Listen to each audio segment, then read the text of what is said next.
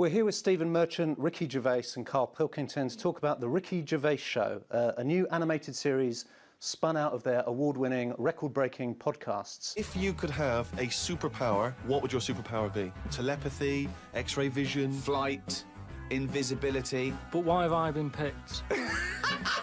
Wouldn't it be a fascinating experience to go into space? He's thinking, I'd like to meet some aliens. Well, yeah, that'd be brilliant. What would be brilliant? Seeing a little alien and that, having a chat with him, finding out what's been going on.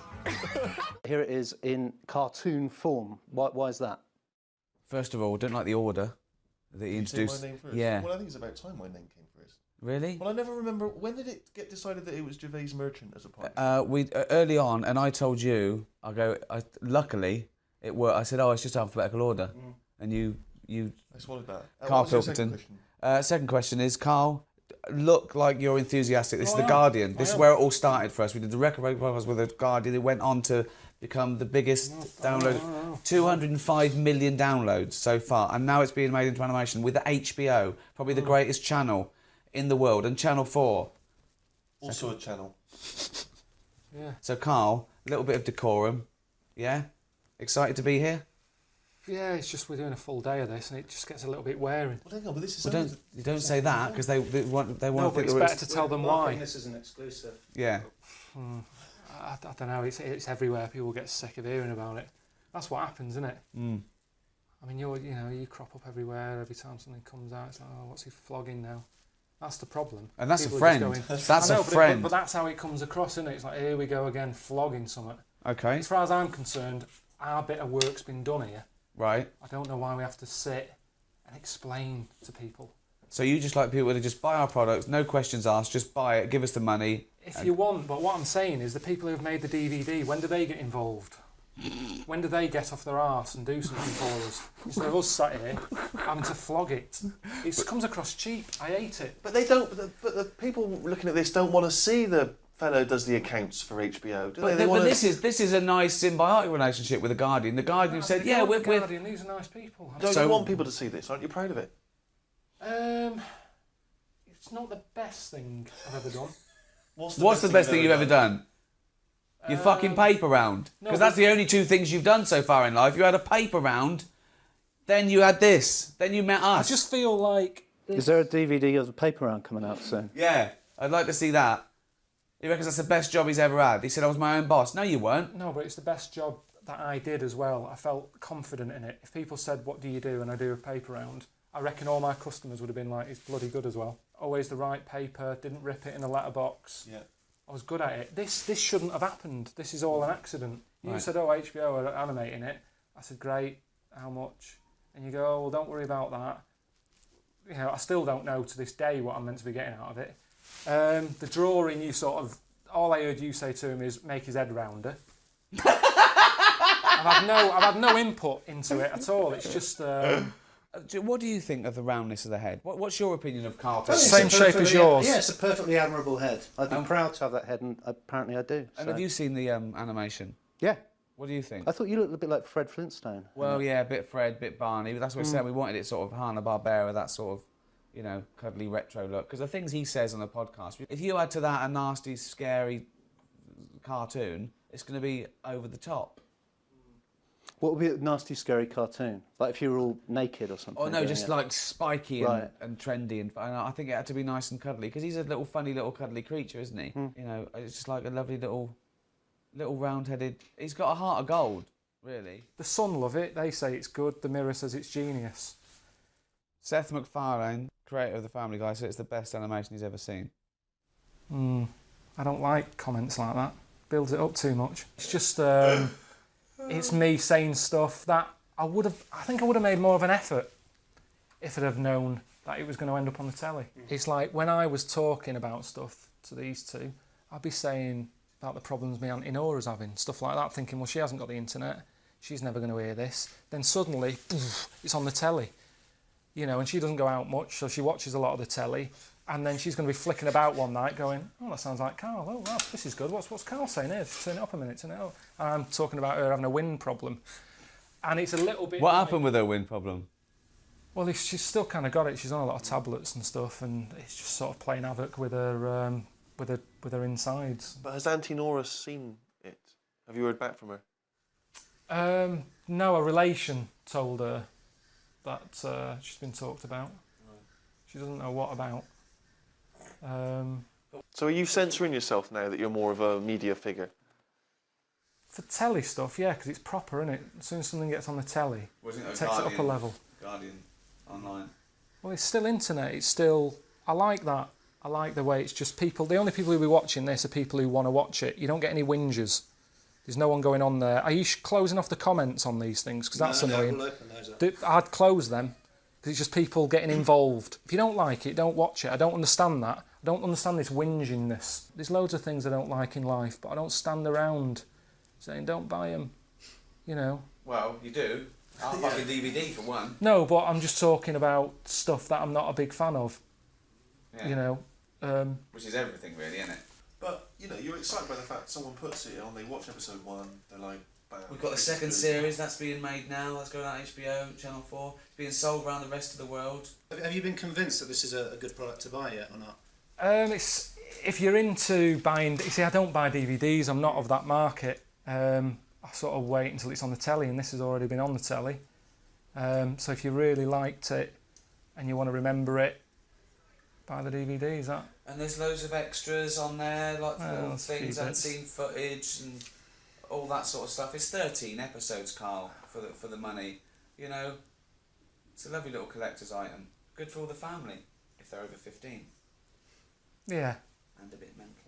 Stephen, any thoughts on this new... I haven't seen it. You haven't seen I haven't seen it, so I don't know. But I'm certainly looking forward to my free copy. I shall... It's not free copies, but you do get 30% discount. Great, that's even better. So, it says it's genius, the Daily Mirror.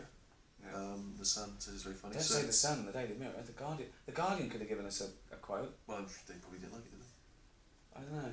They're probably going, oh, we started that. Yeah, we should get a cut of that, shouldn't we? Oh, here we go. There we Another go. hand. Yeah. Yeah, someone Another else. hand, in the Jesus box. Christ. Join the club. You've got 2 houses out the podcast, Carl. Stop fucking whinging. I mean, I'd say steal this from shops if you want. That seems a bit crazy. Well, no, we get paid. Will we? Yeah. Don't steal. Shouldn't say that, should we? Don't steal, don't do drugs, and floss. Wouldn't it have been better if we all stuck where we should be? Don't you not believe in that idea of travel broadens the mind? Well, since the invention of the telly, you don't have to go that far to see You're it. absolutely right. We should just explain that the point we've reached now, obviously we did the podcasts, millions of people became fascinated listening to our conversations with Karl, and now HBO have decided that that is worthy of an animation, and they've animated those conversations. You excited to be on the coolest channel in the world? Never seen it.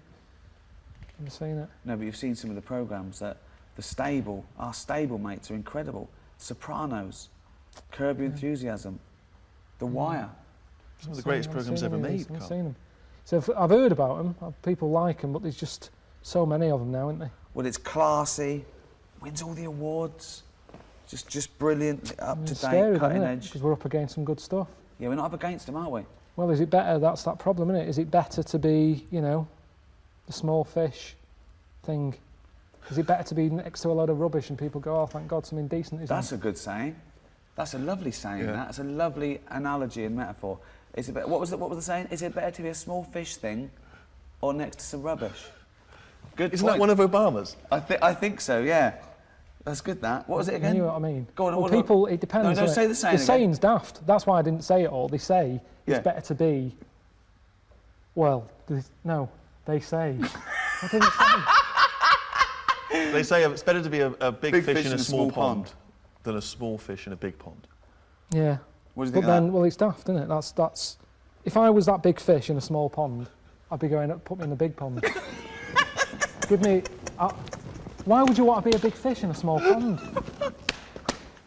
I don't think the pond's so small that the fish can't fit in it and it's flapping around outside. It doesn't mean that, oh, me, I can't move. It means I'm in charge here. This is good. I'm the big I am in here. In a big pond, I'm nothing. There's bigger fish than me. Isn't that better? What? Just not being noticed. It's like when you see those big sort of pools of fish swimming about, and you've got a whale that goes along or a basking shark, and it goes right through them. Yeah. Don't knock about in that crowd. Be a loner. That basking shark couldn't be arsed chasing me. They'd go, I'm never going to catch that. He's on his own. Don't knock about with the crowd. Well, Go off on your own. actually, it's better to be in a crowd. Definitely not. Yeah. Nah. Go alone. Be your own fish. Be alone. And the basking What's shark. that saying? There's a saying coming out of this. What's the saying then? We've got what to say. I'd say be a small fish in a big old ocean. Yeah. Yeah. Don't stay in a pond because you're restricted. Okay. Is this all part of the saying? Or are you gonna? Yeah. Okay. Okay. Nothing's good about that saying. A big fish in a small pond. Well, let's face it, it's not in charge. Even the big fish in the small pond isn't in charge because it's a pond. So that means they're in someone else's garden. So they're not in charge. So it doesn't work at all. I'm gonna bet. It doesn't work. It's a pond in someone else's garden. Yeah. Right, tell the story about the manhole cover.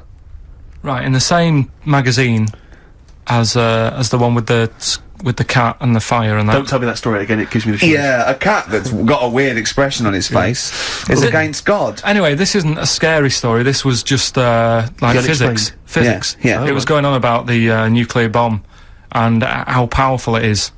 And they put a manhole cover on top of one.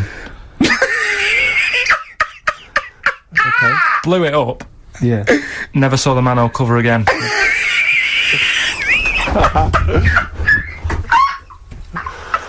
Man alive, Carl. Unexplained. What's going on there? Something weird is happening there. Oh. If anyone has ever seen that manhole cover, please get in touch. We'd love to know where it is. Oh, that's fantastic. Finally, White Van Man, what do you make of the fact that Sainsbury's are bringing in square tins? Is that a concern for you? Is that true? Apparently so. Why? Don't It's know. like it's easy to stack. This is what the guy in the Sun has said. That should be interesting. That should be his comment on Sainsbury's are bringing in square tins. Is that should be interesting for meatballs.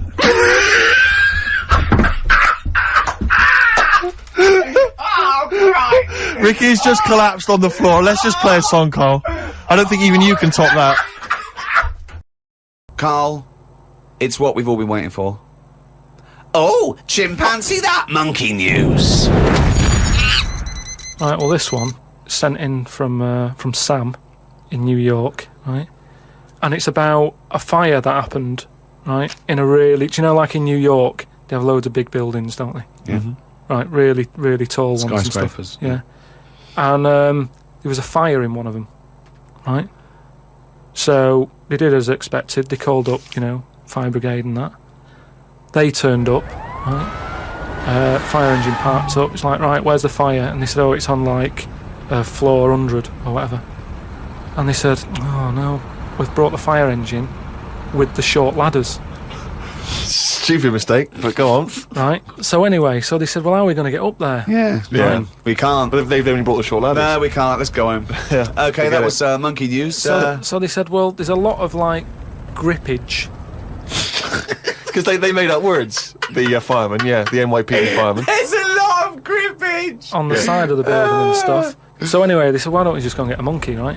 So they got a monkey. Yeah, that's a bit of a jump. Is They that just- policy now in the New York Fire Department? Well, you've got to think quick, haven't you? At the end of the day, if people are up there, you don't start querying if it works or not. You try everything that you can to help someone out, right? That's the first thing I thought of. Was it a monkey? So it was quicker for them to go and get a monkey than to go back and get the long ladders. Why don't they get Okay, fair enough. Why don't they get Spider-Man? Yeah, call Spider-Man. Yeah, call Spider-Man. So anyway, so they got a monkey down there, and they said, right, Where'd they get it from? We don't know, from the local zoo or something. Oh, like yeah, that. yeah. So they said, look, let's, we've got to remember there could be someone up there, Right. and it'll shock them a bit if a monkey comes in, right? Yeah. So they said, Yeah, I don't think they'd care.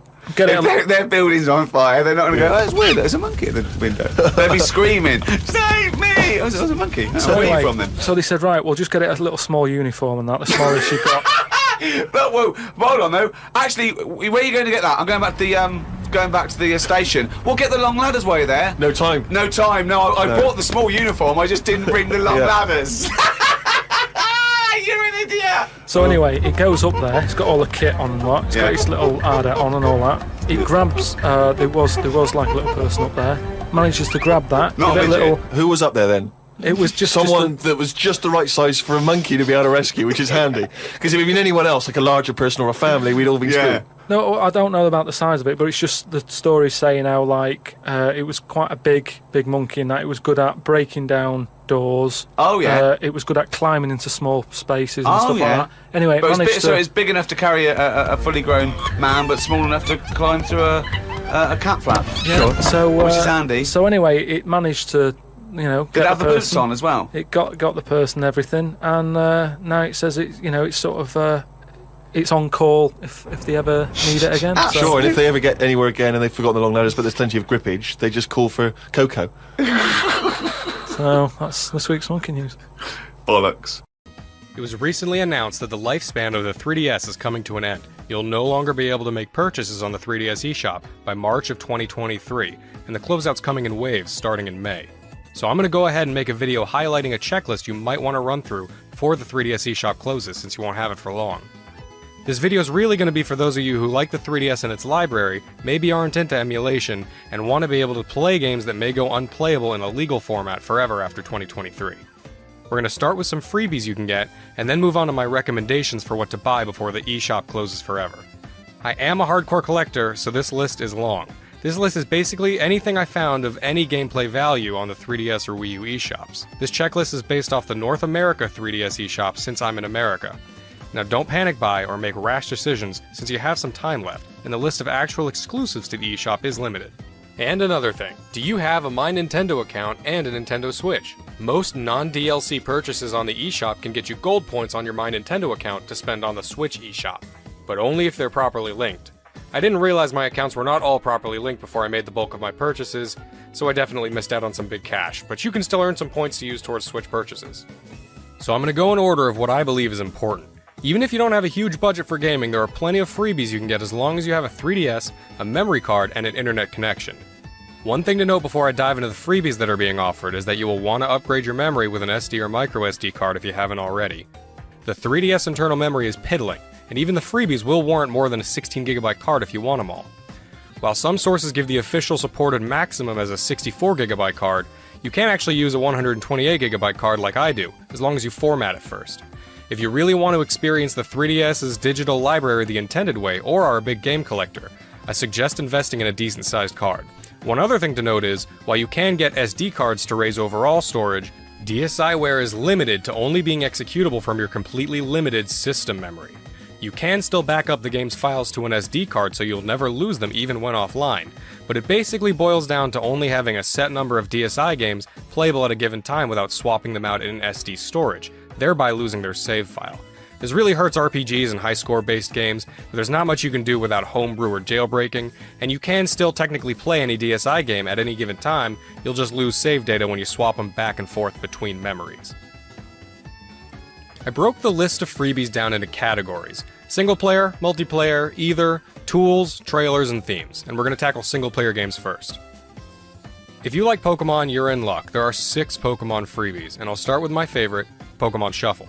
While this one, Picross, and Rumble World are free to play with in-app purchases, they really are playable for free, which is what we're going to have to deal with once payments go offline. This is especially so for Pokemon Shuffle, which I've been playing since it came out many years ago. I can't remember ever spending money on it, and there are numerous guides to catching and training top-tier competitive teams floating around. I do say competitive in quotes since the competitions are for high scores, but you'll also want guides for the single-player content. Especially for puzzle lovers, I recommend this one. Despite being another puzzle game, Pokemon Picross is a different story. While both have their similar elements of waiting to play unless you pay, Picross is a little less exciting and has less overall content than Shuffle in my opinion. I do like Picross, and I do like this game overall, but I'd say Shuffle is more of a priority if you're struggling with block space. Still, it's free, and you can get the same feel of catching Pokemon that you get from other games, to a smaller degree of course. Now if you want more action-oriented gameplay as well as that catching and collecting kind of feeling, Pokemon Rumble World's a great free-to-play game which features actual Pokemon battles in real time. This one has good content even for free. Do be sure to check out Rumble U on the Wii U, which is exclusive to its eShop and uses these proto-amiibo figures. That brings us to the Pokemon Special Demos: Detective Pikachu, Omega Ruby and Alpha Sapphire, and Sun and Moon. I never played Detective Pikachu, but there is a special free demo version of it on the eShop that takes you through some of the basic gameplay you can expect in the game. Unlike other demos, the demos I'm listing here can be used infinitely with no restrictions like the non-special demos with limited times to use them.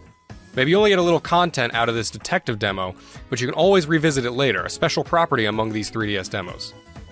Likewise, there are two semi-legitimate Pokemon experiences in special demo form: the Omega Ruby Alpha Sapphire demo and the Sun and Moon demo, which similarly have you playing some small missions in their regions and enact real Pokemon battles. You can gain experience, and you can even send special Pokemon or other gifts to the full game version. Nothing spectacular, of course, but an unlimited use demo that lets you experience Pokemon and can interact with their full counterparts is worth downloading if you can stomach their high storage usage. That's it for the Pokemon content among the freebies, but they're all worth trying out, at least since they won't be obtainable after March 2023 if you haven't downloaded them once before. I'll briefly go into the other single-player special demos now. The Puzzle Dragons plus Mario Bros. Demo version is another puzzler with some RPG elements. I never bought the full game, but this one is more free and limited use puzzle gameplay for those wanting a free way to spend their time. If you liked the RPG entries listed so far, then you should try the Bravely Second demo and the Monster Hunter Stories demo for a good amount of content in a fantasy RPG setting. I believe the Monster Hunter demo can transfer progress over to the full version as well in case you get hooked. WarioWare is especially fun for small bites of time, which makes the WarioWare Gold special demo entertaining for much longer. That's it for the single-player demos, but there's more single-player free content in the next few apps. Now we're going to talk about Stretchmo and Rusty's Real Deal Baseball. Both of these games have one thing in common, which is that they come with a little playable demo, again unlimited use, but encourage purchasing gameplay packs in different ways. For Stretchmo, you can purchase a few different worlds, each with puzzles to overcome. Stretchmo and the rest of the games in the series are all entertaining and adorable puzzlers, so I paid for all the worlds. If you don't get hooked on the free demo it offers, then maybe delete it to make some space. Similarly, Rusty offers a baseball demo, but you can buy other baseball-oriented games and even get items while playing to try and haggle with them on real money prices. The baseball demo's cute for a moment, but if you like the gameplay, definitely buy Cage Match for challenging hits, Volley Bats for local multiplayer action on a single DS, and Batmaster for crafting custom bats to use in the other games. One of the best things you can download for free is the Nintendo Badge Arcade. I swear this thing is rigged, but it still offers free plays every day to try and obtain special decorations you can use on your home screen, making a house a home. You can definitely obtain most badges with the free plays it gives you, as long as you have more skill than I seem to. Regardless, the ability to decorate your 3DS home screen for free is a must-have, even if this monster takes up so much space, even more than it says up front, kinda like hidden fees when you're buying a car. Another must-have in my opinion is the RPG Maker player. If you have RPG Maker FES, you can make your own RPG games for the 3DS and upload them online. But who cares, since you can download this for free and play all those uploaded games. Are they all good? No. But there are some good ones, and you can filter by rating and popularity and get some free RPGs to spend way more time on than the aforementioned demos. If you enjoy RPGs, or even visual novels and puzzle adventures, you gotta get this one and stockpile up to 16 free games. Now, if you have a new Nintendo 3DS XL, you can use Amiibo, or you can use this adapter if you have a different model. If you can use Amiibo and own at least one Amiibo, then you should download Mini Mario and Friends Amiibo Challenge, another puzzler in the Mario vs. Donkey Kong series that uses Amiibos to unlock levels. If you scan compatible Amiibos, you can get great content out of this one. This one's also available on Wii U, so if you want to save space on your 3DS, you can just get it on Wii U instead. And if all that appeals to you, then also check out Amiibo Tap on the Wii U as well for similar content. Lastly on the strictly single-player list is Miitopia Casting Call, which is less of a game and more of a little interactive comedy demo. Funny and worth having if you have oodles of space on your card, but definitely not a priority for regular gamers. Alright, now for those of you who care about multiplayer or may own multiple 3DSs, these games are focused on multiplayer and use local multiplayer so they can be used indefinitely and offline. First up is the Zelda Triforce Heroes Special Demo. Now this one only has one playable level in this demo version, but if you have friends with 3DSs, it's fun to mess around as 3 links for a while. However, the priority member of this smaller list is Metroid Prime Blast Ball, which feels more like a full game, since it's more of its own game meant to spread the word about Federation Force. This can be played 3v3, or you can have bots fill in if you and only one friend are playing. Think of a smaller and somewhat clunkier Rocket League, with mechs firing energy beams at the ball to make goals or destroy opponents. You can even unlock skins. Worth having if you have a friend with a 3DS, since this kind of gameplay has replay appeal. This next one is a little less important, but still pretty valid. Mario Party Star Rush is an underrated Mario Party game, and if a friend has one copy, you can use this app to join in a multiplayer game. Useful if you and a sibling have only one copy between you so that you can still play as long as you both have 3DSs. It also comes with one minigame you can play right out the gate for practice, and you can actually level up your profile and transfer that save data over if you do get the full game. Now for the list I call Either, which contains games I felt could be played alone or with friends in meaningful ways.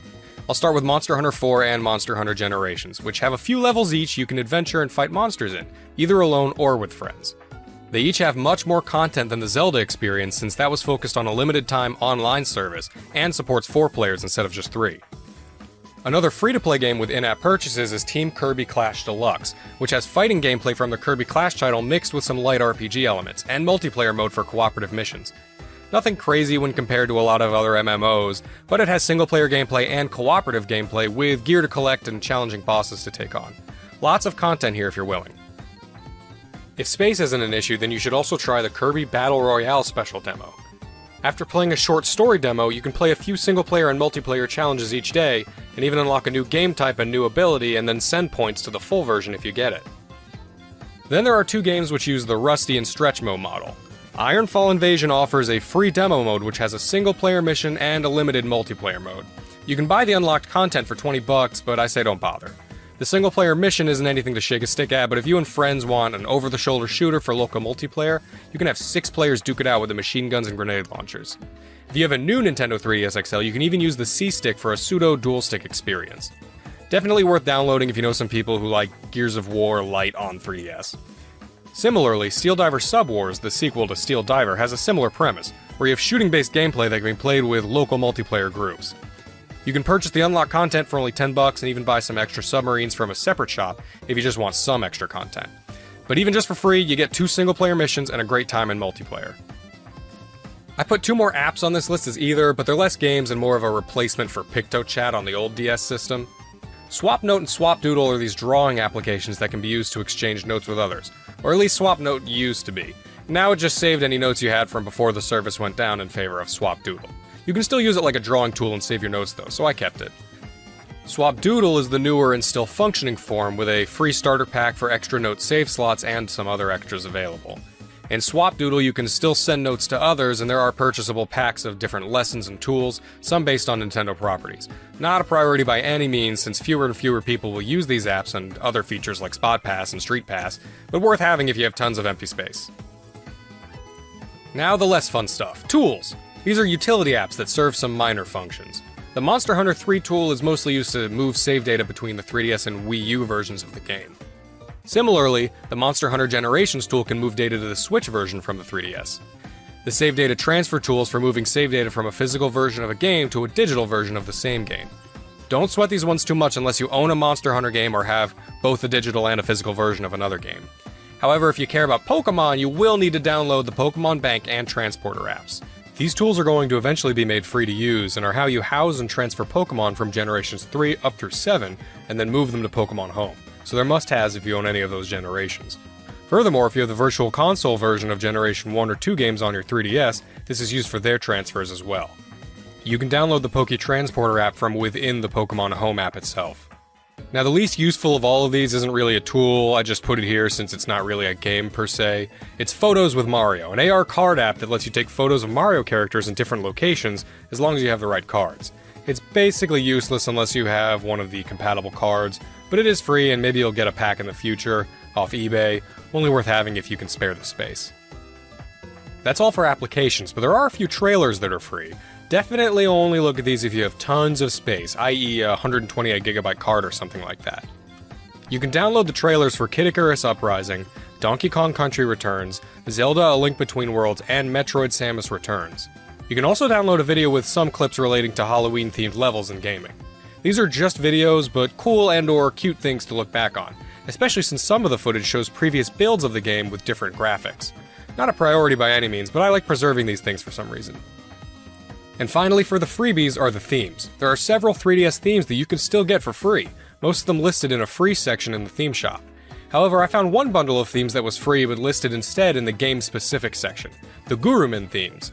I'll touch on Gurumin later, but it's an adorable game and the themes appear to be free for everyone. I thought at first it was because I had Gurumin 3D purchased, but I do have some spare 3DSs with different accounts on them and it was free on each of them too, so you should check it out. The other free themes are neat too, more interesting than basic colors in my opinion. And while you're here, buy any other themes you would want to since it won't be possible down the road. I want to mention one more thing before I go into my recommended picks for the eShop. These are not immediately going away, but for those of you who have the space, you should consider downloading updates to popular games that you may get down the line, or games that you have now. These can be found by filtering the search and putting the max price at 0. Some of these updates improve stability or fix glitches, and one day they may go away, but no pressure since they're not in any immediate danger. Just something to think about. Oh, and I wanted to mention 2 other little free things that you can get if you haven't already. In the Street Pass Me Plaza, you can get one of 2 free games, a stock market game and a slot car racing game, but I assume most of you have already as long as you've been using the Street Pass Me Plaza. And another freebie you can get as long as you have a My Nintendo account, Flipnote Studio 3D, which is a successor to the Flipnote Studio on DSi. Okay, now for a rapid fire of the games that I want to recommend. I'm just going to give brief descriptions or even just put up a second of gameplay so that you can know whether or not you want to look into that particular game. Let's start with the list I'm going to call priority games in no particular order. And I have purchased most of, if not all of the following titles on some system. This is just how I spend my paycheck. Not all games I list will technically be eShop exclusives, but many of the games on this list will either be difficult or impossible to legally play otherwise, especially the DSiWare titles. First off is Photo Dojo. Do you like fighting games or beat 'em ups? This is either with local multiplayer off of one DS, and you can be the fighter. While not a very deep game, it is a really fun one I've been playing since I was younger. Next is Game & Watch Donkey Kong Jr. Actually, the whole library of Game & Watch is recommended, but if you have to pick just one, I like Donkey Kong Jr. the best. Dragon Quest Wars. Fans of strategy games need this one. It's got local multiplayer on a single DS, and features adorable Dragon Quest characters and a decently smart AI. Soul of Darkness is a pretty well-made Castlevania clone that utilizes camera functions and actually made a younger, edgier me cry with its ending. If you like Castlevania, you could do worse. Pokemon Battle Troze is for puzzle fans who wanted more than Pokemon Shuffle, and perhaps like the original Troze game. This one does have Nintendo polish. If you like the camera functionality of Face Raiders, Pokemon Dream Radar is a fun way to scratch that itch and give rewards to the Gen 5 games at the same time. I always champion side games that interact with the main series. I'm going to go ahead and recommend the entire Level 5 eShop exclusive lineup, but the best are definitely Crimson Shroud, Attack of the Friday Monsters, and Liberation Maiden, as I'm sure you've seen in the other eShop videos. There's a reason these are on everyone's lists. Pocket Card Jockey is also on everyone's list for the eShop grabs. This game has the Game Freak touch for sure. If you're a retro fan, you'll be looking at the Virtual Console games, and you should. While not really exclusive to the 3DS, they may be easier for you to play here. That goes doubly for the Mysterious Murasame Castle, which is a Japan-only title. This is pretty much the only way a Westerner can play this game without emulation, and is very good for an early Famicom game. Similarly, check out Earthbound Beginnings, which was a Famicom game released with an English patch here on the Wii U. Also on Wii U is Kuru Kuru Kururin, a game that never came to the US when it was on GBA, but now it's here on Wii U, and it's a great mix of puzzle, time attack, and physics. Also check out Sin and Punishment on Wii U, since that's another game the US didn't get, and instead we only got its sequel on Wii. I always thought this next one was related somehow to Murasame, but it's just another Nintendo samurai game. Sakura Samurai is a very artful game that makes really good use of the 3D effect. If you like Street Pass, you need to check out the Me Plaza games. I went ahead and got them all, but at least for your free game, get Slot Car Racing. I would also recommend Me Force and Monster Manor the most from the others, though I do think they all offer a fun experience with interactions from other players if you can get a Street Pass. Also take a look at the premium paid update for Street Pass Plaza, which adds a few small features. The next one you might skip since there are other games in the series with very similar gameplay, but I do adore the Yumi series, especially Yumi's Odd Odyssey, a puzzle platformer on 3DS. Maybe skip it if you have its sequel on Switch. This DSiWare exclusive is a mix of stealth and puzzle gameplay, a clever game called SKP Go. I've been playing this one since I was younger, and it has a little storyline about an amnesiac who's pursued by assailants, and challenging gameplay along with it. Another one I grew up with, Elemental Masters, is one of those TCG role-playing games set in a fantasy world. Kinda similar to Puzzle Quest in the setup, but the gameplay is more like a side card game from a regular RPG, like the one in Final Fantasy VIII, or the Digimon TCG in Digimon World 3 or Pazaak.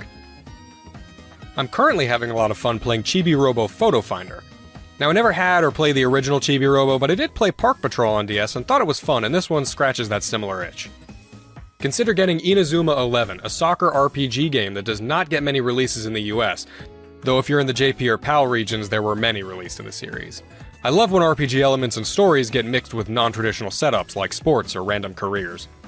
Take a look at the other members of the Pushmo series, like Pushmo and Crashmo, if you like Stretchmo enough to buy the level packs, that is. Also check out Pushmo World on Wii U, I'm addicted to them all right now. Also, if you do care about Pokemon, then grab the Game Boy and Game Boy Color Virtual Console versions, since they have connectivity with the other games, as I mentioned before. Long story short, this is the only legit way to transfer Gen 1 and Gen 2 originating Pokemon up to the new games. It's also one of the only legit ways to shiny hunt Celebi, since Crystal comes with the special Celebi event preloaded. If you like the BlazBlue series, consider the DSiWare game BlazBlue or the 3DS game BlazBlue Clone Phantasma. Neither's amazing, but still decent side games for lovers of the BlazBlue story or already own a game like X-Blaze Code Embryo on PS3 for the story. And go ahead and look at Pro Jumper and Radio Hammer while you're on the Arxis and Axis pages in the eShop. Birds and Beans and Paper Airplane Chase are WarioWare micro games for sure, emphasis on micro, but both have addicting high score-based gameplay. Birds and Beans has an unlockable second mode, and Airplane Chase has single DS multiplayer mode. A similar title, Spotto has simple gameplay, but physics-based games are always a treat. If you own or care about Smash Bros. On Wii U, you can get this cheap app to use your 3DS as a controller for the Wii U version. Touch Battle Tank Tag Combat and Tank Troopers are the two better tank-based games I've found, though Tanks vs. Ants looks decent. If you only get one, I recommend Tank Troopers, since Touch Battle Tank Tag Combat, that is a mouthful, needs a second copy to play multiplayer, while Tank Troopers can use download play. 80s Overdrive is a classic retro racer that reminds me of Victory Run or Final Lap Twin, and you guys know I love Final Lap Twin. It does lack an open world to explore like Final Lap Twin, but the racing feels nice and the upgrade system helps with that RPG feel. Another similar title is Gotcha Racing, which has a similar mechanic, but a vastly different, cutesier art style. Take your pick, they're both fun to play. There are 3 Kirby games that are kind of leaving with the eShop. Kirby Fighters Deluxe, DDD's Drum Dash Deluxe, and Kirby's Blowout Blast. All this alliteration. These are expansions upon minigames from the mainline titles, and are all fun. I do like the multiplayer fighting aspect of Fighters Deluxe, but the gameplay gets reused in the free-to-play Team Kirby Clash as mentioned before. Blowout Blast is a well-made 3D platforming action game, and DDD's Drum Dash is a rhythm game that somehow reminds me of some of the bonus stages in Klonoa on GBA. All are worth getting in my opinion since they have that Nintendo polish. This is the part of the video where I realized it was going to take way too long to capture all of the 3DS footage manually like I've been doing, and I wasn't experienced enough to edit it all together and keystone it correctly. So from here on out, we're mostly going to be looking at the 3DS eShop listings and other very small clips, and I might have to cut some things down. But we're going to get all the names out there of the games that I think are important. Another rhythm platformer everyone's talking about is Harmonite, which I personally think may be a little overhyped, but I still think it's a great game, and it's a shame it's going away. Take a look at Maestro Green Grove as well if you have the system storage to spare. There are a lot of good shoot-'em-ups that will be going away. Karis, the Beast of Re-Eden is not an amazing game, but is based on a Japan-only shoot-'em-up that we didn't get here, and I love it when games get this import treatment years later. Another game to get a similar import was Rekka, which is an astoundingly hard and fast-paced game. The Turvy Strike Back is a unique game in which you turn the DS upside down to play, and has single DS multiplayer mode. Can you tell yet that I love single DS multiplayer mode as a feature? I really liked Advance Wars back in the day too. Galaxy Saver is another well-made shoot-'em-up which does have local wireless play, though 2 copies are needed. Still, single player is worth its price tag. Nano Assault DX is another one I've had for a while and gives a unique spin on the genre and has good 3DS effects, for those who actually care. Also check out the litany of shoot-'em-ups under the GG label. Search for the publisher Good Vision Corporation, as most are well made. They're pretty cheap, though they lack all the extras, modes, and pizzazz of some other titles. Still, cheap and fun for most games under this label, and they're not just shoot-'em-ups. Also take a look at Kokuga, Chain Blaster, and Steel Empire. And while not really a shoot-'em-up, Affordable Space Adventures on the Wii U is a great game with co-op gameplay, flying a ship around dangerous space. Though you can get this next action-adventure title on other systems like the PSP, the 3DS version of Gurumin 3D does have a unique feature in the 3D visuals, something which can be said of any game ported here, but Gurumin is also a terrific and cheap game which often goes on sale. Fans of puzzle and adventure visual novels should try out the Parascientific Escape series and Cold Case Investigations Distant Memories. I loved 999 on DS, and these help scratch that itch when I'm on the go. For golf lovers, especially those who like golf games with mild RPG elements like I do, look at Fun Mini Golf Touch, as it's cheap and has plenty of unlockable options and upgrades. Also look at Let's Golf 3D and True Swing Golf Express for similar features. Here's an odd one, I don't know how to classify this. Alien on the Run is kind of an action game that has a weird but comical premise with fun gameplay and a pretty cheap cost. I'd be remiss if I didn't mention the Mario vs. Donkey Kong games we're losing. I loved the original Mario vs. Donkey Kong on GBA as a kid, and also played a bunch of Donkey Kong 94.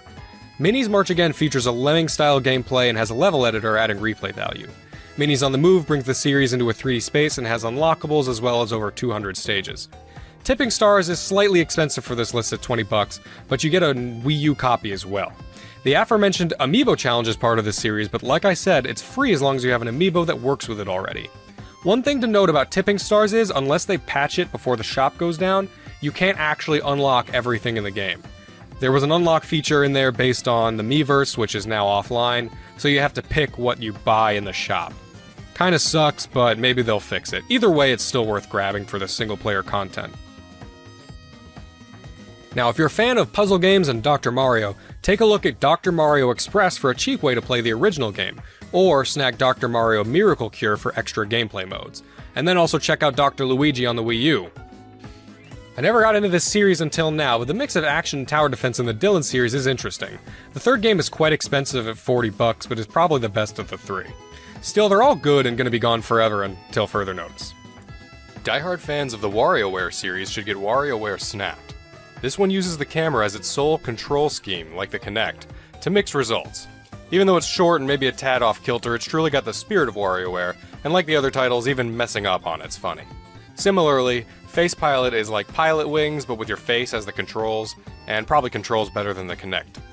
Alright, so now I'm going to go into a long list of RPGs. Action RPGs, traditional JRPGs, and everything in between, since there are so many on the eShop, and I just can't stop buying them for some reason. Many of these go on sale frequently, and I'm a sucker for RPGs and would recommend any of these, really. Naturally, you're liable to pick one or two from the list, and you can't go wrong. Okay. Xenonia, Ash, Machine Knight, Infinite Dunamis, Cronus Arc, Alphadia, As Divine Cross, Unlucky Mage, Brave Dungeon, Cristorino, Journey to Crazia, Legna Tactica, The Abyss Quartet, The Witch and Hero series, The X-Cave Trilogy, The Legend of Dark Witch series, Demon King Box, Bonds of the Skies, Dragon's Sinker, Faerun, Crystal Adventure, Kingdom's Item Shop, Adventure Bar Story, Adventure Labyrinth Story, Symphony of Eternity, Dragon Lapis, Crystal Monsters, Pick Done 2, The River City series, Weapon Shop de Omasei, Absolute Baseball, Ikachan, The Keep, the Denpa Men series. Now, I don't regret buying any of these, and I am being completely honest, though I'm a bit of a collecting nut. If a bunch of random names being thrown out at you didn't grab your attention, then at least please look at Weapon Shop de Omasei and the Denpa Men games. Weapon Shop de Omasei is a comedic rhythm RPG game about being the guy who forges weapons for traditional RPG characters. This one is a funny one to play right after playing one of the traditional JRPGs off this list. The Denpa Men is a great one where you can use the camera to capture little flying green screen technicians and form a dungeon-going party. Also, I want to mention Unchained Blades here. It is on the PSP, but we all know about the PSP shop, so maybe grab it here since it's a great dungeon crawler in first person with huge battles. Okay, cool. I'm gonna take a break from the RPGs. Here are some other mentions. Xscape is a sequel to a Japan-only shooter which pushed graphical limits back in the day on the Game Boy. This one isn't pushing any limits now, but it reminds me a lot of Red Alarm on the Virtual Boy in like a good way, so you should check it out if you like those. It's also very Star Foxy. Sky Piece is a game about boarding in the sky and getting high scores. It's pretty addicting. Super Strike Beach Volleyball is a cute little volleyball game, and I know that doesn't sound mega interesting, but I swear, I love these simple little games as a break in between serious games. The Queen TV Game 2 is a really indescribable game, and with profanity, but for some reason it was only 2 cents, so yeah, I bought it, and you can too, for 2 cents. It's basically free. There are some Ace Attorney games that are only on the eShop and on mobile, so unless you want to play those on your phone or wait for the remaster, then get it here. Lionel City Builder 3D is another relaxing game, and it's about trains. Enough said. Pirate Pop Plus is a simple game that reminds me of old LCD games like the Tiger Electronics games. It's cute, and I think the pirate is the same guy from Runbow, but I could be wrong about that. Conveni Dream and Gourmet Dream are also simple, relaxing, little cute shop management games, and they're always fun to have on the go. Resident Evil The Mercenaries 3D is not really exclusive here, but the only other versions of the game I could find were the iOS versions, which only work on the older iPods anyway. I did buy it on my old iPod back in the day, and it is a fun one. So yeah, it may as well be exclusive to the eShop, and this version does have 3D capabilities anyway. Not so many shooters on 3DS, but if Ironfall's demo was enough for you, then you're probably fine without it.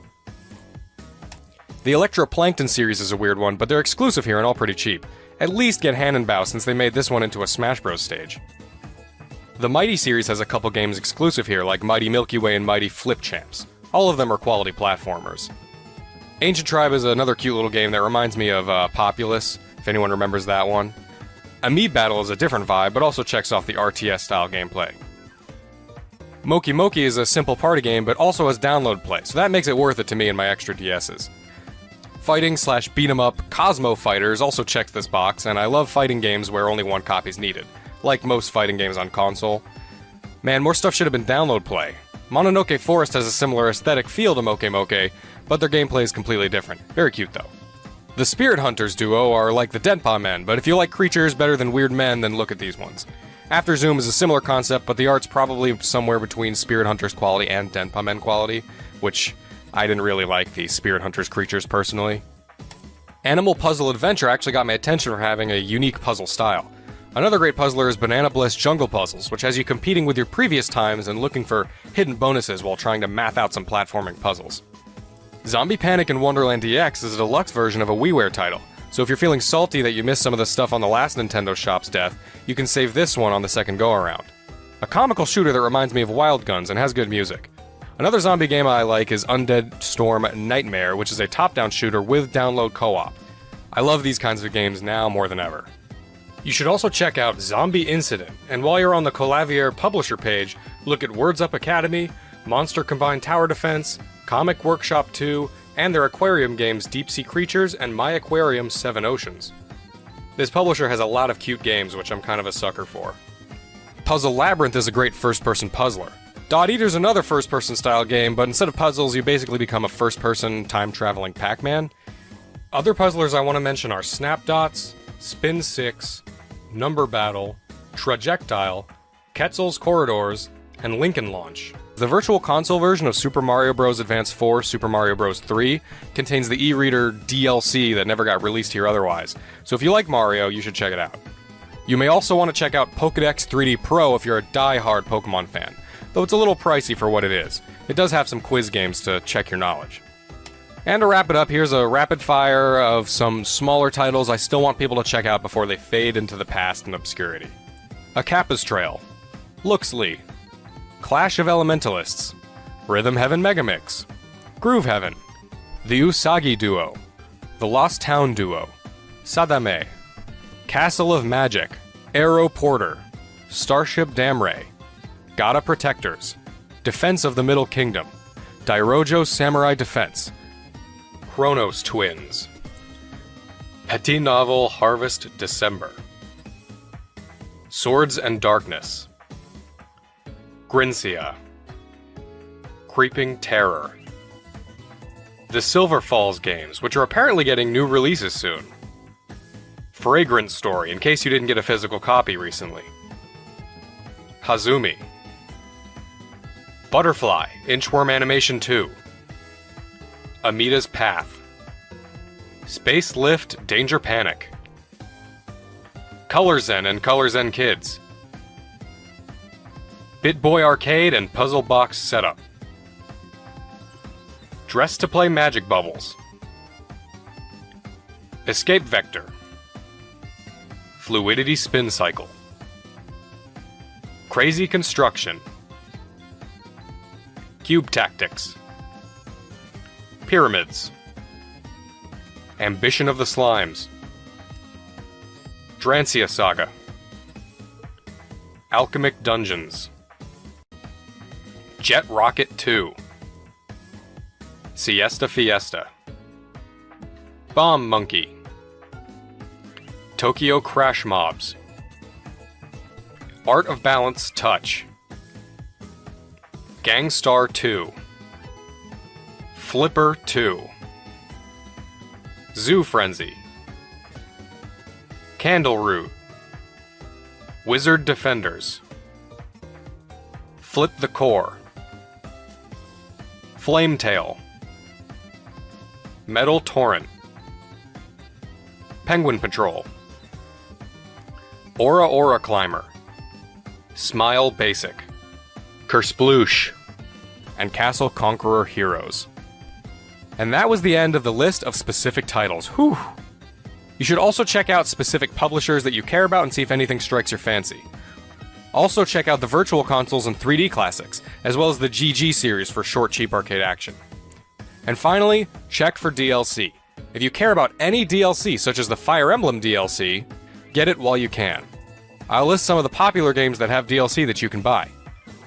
Fire Emblem Awakening, Fire Emblem Fates, that's the kicker right there unless you have the expensive special edition, and Fire Emblem Echoes.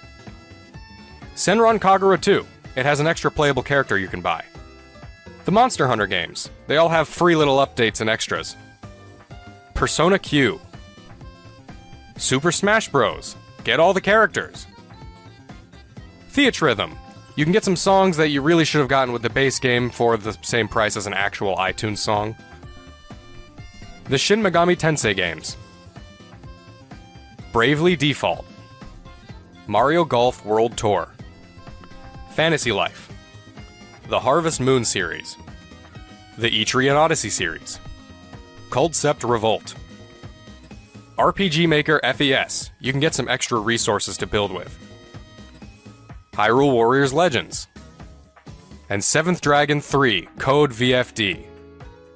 Alright, awesome. That's my huge, way too long checklist for the eShop before it closes. I know it was a long video, but you have to be thorough and complete when something like the finality of a closing bank of games happens.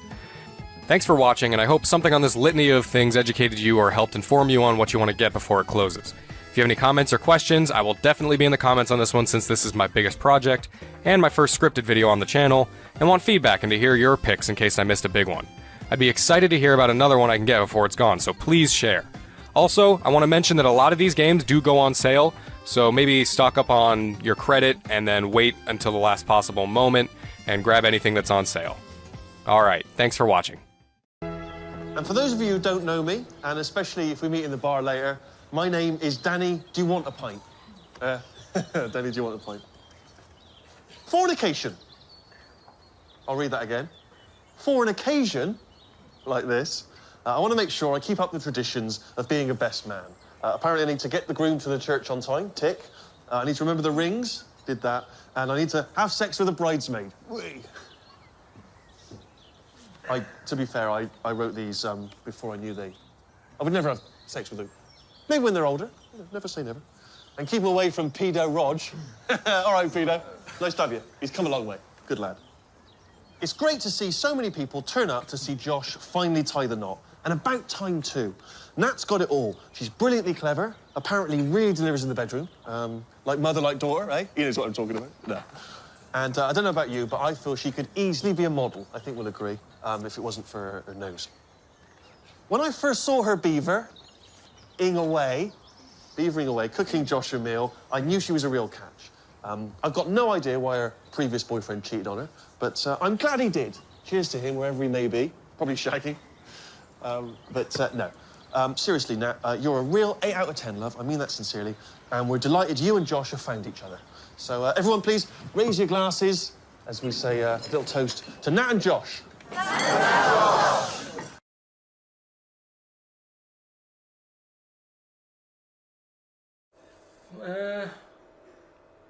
Well, here's the question. This is going to be dynamite. No. No, I know. This is like Plato. Go on. I know it's going to be good. Is being English a burden? What does that mean? Yeah. Just because it's one of the... They say it's one of the most... Are we the most hated nation on earth? No. No, I don't think we are. No? No, it's the Americans, isn't it? We're second, are we? Oh, we all do so rubbish at Eurovision. Yeah, I suppose so. What, Eurovision Song Contest? Yeah. I don't think you're meant to take that too seriously. I think the embarrassing thing is... When you've got people up there singing boom, bang, a bang, it's not to be... I don't think it's a barometer of doing well in the global market. I think the problem is now that whereas England, for good or bad, was once it ruled much of the globe and a vast empire. At its now, peak, the empire was 4 times bigger than the Roman Empire. What do you think of that, Carl? Did we do anything though? When we had a lot of people, did we do anything? Because I think it's like a business. Yeah. When a company gets too big, you take on too many people, and then you've got places for people to hide. So even though you've got a lot of people turning up late for stuff, hiding, pretending they're doing stuff. Yeah. I'd say keep the empire small, but keep them all good. It's not about numbers. There's not power in numbers. There's a lot of laziness in numbers. Small group, Red Hand Gang, they got everything done. The what? Famous Five, Musketeers. There's only 3. You don't need loads. D'Artagnan wasn't even one of them. Well, not an official musketeer. That annoyed me a little bit because he was the main one for me. Yeah. D'Artagnan. 7 dwarfs, got it all covered in 7. What did they get covered? No, they just had everything covered. If you wanted happy, come here. Feel like moaning, get moany over. No, there wasn't a moaning. Well, I don't know all the names. Grumpy. But I'm just saying to you, you got it covered in 7. Got it done in 7. Not have 10. Magnificent 7. You're doubling up. Yeah. Yeah, it's always... But I'm just saying, so the empire, it's not about the amount of people. You don't need loads of people. England's tiny. But we used to be good at something. I don't know what we're good at anymore. Good at war. We're always good at war. We don't do that anymore, do we? Well, we did. We We've had a war recently. We invented the language. Yeah, but it's a difficult language. It's one of the most difficult languages. Yes, but because we're English, we don't have to learn any other language because everyone else speaks English, so we can go abroad and just speak with our native tongue. I don't think it works like that. It's so complicated that we haven't moved on. Look at Germans. Apparently, it's a really easy language to learn. They're brilliant at making cars and that now because they're not still going, what's that word again? The amount of times I have to ask for a dictionary. Now, Germans, the language is really easy, so they can move on and carry on with stuff. Just get on with the car. Whereas we're messing about with language. It's complicated. It is the most complicated language. Look at the way, abroad, everyone learns 2 languages. Here, I haven't even learned ours properly yet. I'd go along with that. So that's what I'm saying. So how come other countries have got time to learn our language, but we haven't even learned ours yet? It's complicated. We made it way too complicated. Stephen Fry, he might as well be foreign, some of the stuff he says. I don't know what he's going on about. Just goes on with these words, and I think who knows what he's talking about? And we've done that. We've created that. We can't moan. We can't say bloody Germans have come up with that. We've created the longer words. So that's the problem with English. We make life difficult for ourselves. Thank you very much. Time for monkey news. Can we have the jingle? Oh, chimpanzee that monkey news. I love the jingle. Right, well... Can we play that jingle once more? Yeah. Let me cue it up. So, chimpanzee that monkey news. Oh, it's brilliant. Got a lot to live up to now. I'll be honest with you, often that jingle is more fun than the monkey news. Wow. Yeah. So you've got to excel yourself this week. Well, it's there's been a lot going on. In the monkey world? Yeah, I was looking at the Guinness Book of Records that we bought last week. Mm-hmm. What you bought? What that I bought. Yeah. Is it still wet? I was cleaning the tea off it. I was having a little read through, and there was some monkey stuff in there. There was this isn't the actual story. I'm just telling you what it's like looking up monkey news all week. It's like behind the scenes. Yeah. It's like the making of monkey news, which is actually available on DVD. Exactly. It's 12 minutes unseen footage, just the making of monkey news, which is my favourite bit in a way. If you enjoy monkey news, see how it happens. See, from conception to it's all put together. Yeah, go on. Yeah. What's a typical monkey news day? Well, there was some stuff about a monkey in the Guinness Book of Records. I think it had the record for asking for a cup of coffee in 23 different ways. I don't know what to say. Oh. That's good. Just to show the monkey news is getting bigger and people are covering it. Donald McIntyre, he was on BBC. Yeah. On Monday. He No, was he's on doing Channel some- 5, wasn't No, he hasn't moved over yet. This Oh, is right, something right. that he did for the BBC. he? Right. So that was pretty good. That was about well, it wasn't good. It was pretty sad, really. What? He was doing this thing. Do you know, like last week we were doing Cheap as Chimps, Yeah. and someone emailed in saying, you know, Donald McIntyre's doing Cheap as Chimps, Really? and it was about. I bet he wasn't. I bet Donald McIntyre did not do a programme they called didn't Cheap as use that Chimps. title. No. But you could tell where they'd got the format from. Sure. You know what I mean? Sure. And it was about gorillas and how much you can get one for. But the problem was, because they're that pricey, they were sort of. I mean, I don't even want. It is depressing. If it's cool, then don't. Yeah, forget it. Yeah, it was a bit. Okay. You know I mean, can I just say, in the making of Monkey News and Cheap as Chimps, not, and you're never as harmed. No monkeys. No. Go on. All right.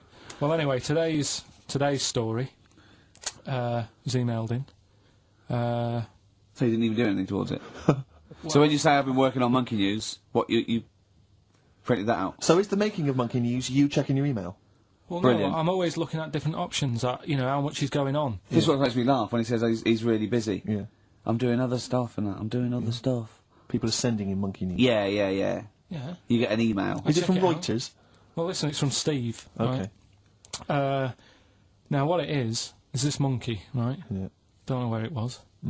But there's a bit before the monkey, anyway, right? Jeez. Is this? No, listen. Shoot me. Right? It's a bank. There's this bank, right? Busy bank. Normal day, everything's going normal, right? Busy bank, people going in, doing what they do, seeing about mortgages and stuff. Yeah. Everything's normal, everyone's happy, right? Yeah.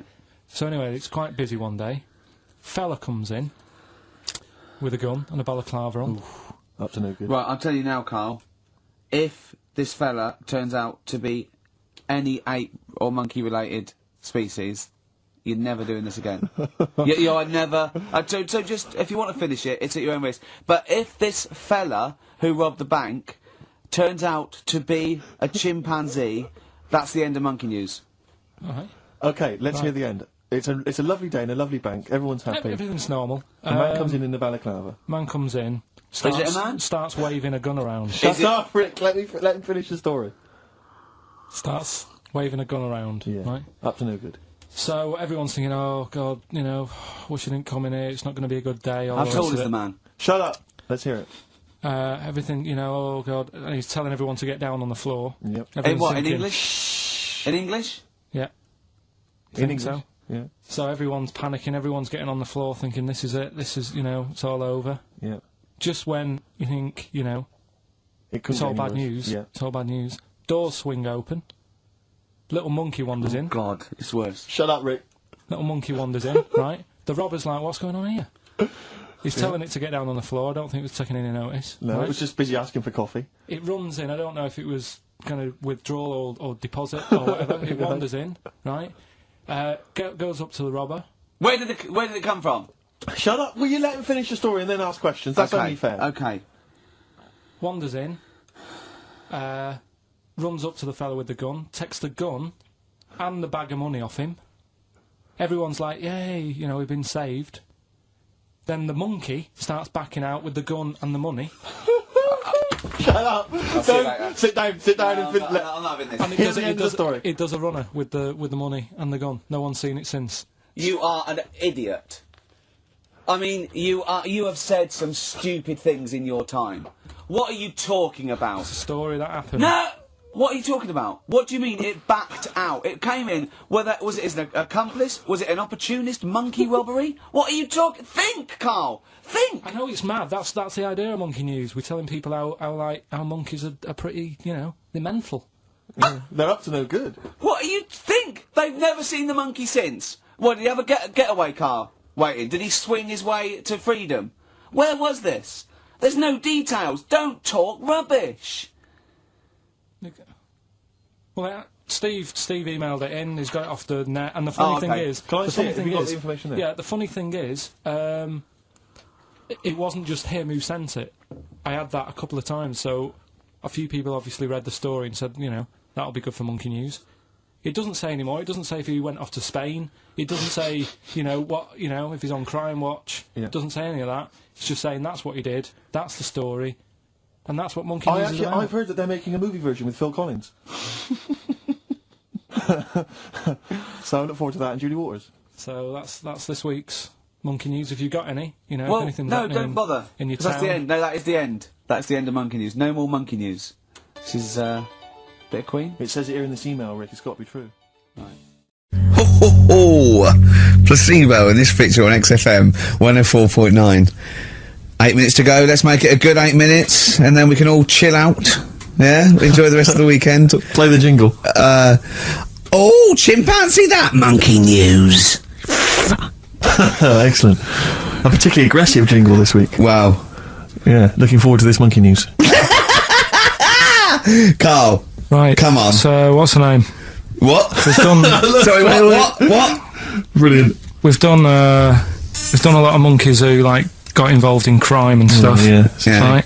We had the one on the train station, Yeah. nicking a bag. Yeah. We had the one who went Don't into a remember that one. bank. Who cares? Went into a bank and walked out with the money and stuff. Yes. Right. Didn't happen either. Next. But the thing is, you never sort of found out what happened to them. If they sort of got worse, got more involved into Oh, crime this and monkey stuff. news update. That would be amazing. Brilliant. What they found out in India is Yeah. it's got a prison. It's just for monkeys. You mean wild animals? You mean A zoo? Yeah, a zoo or a kennel or No. something that where it's been gone mental or something. No, it's a prison. Yeah, It's a prison. is it? Does it have fraud cases? It's got. It's I bet, mainly sort of animals that are attacked things. It's mainly violence. I bet. That's my. that and theft. Say it Making again. Stuff. Theft. Say it again. Theft. Say it again. Robbing. No, let's go back to that word. We're going to keep doing it. We've got 6 Robbing. minutes. You're going to say the word right before you go to Hastings. Well, you say it.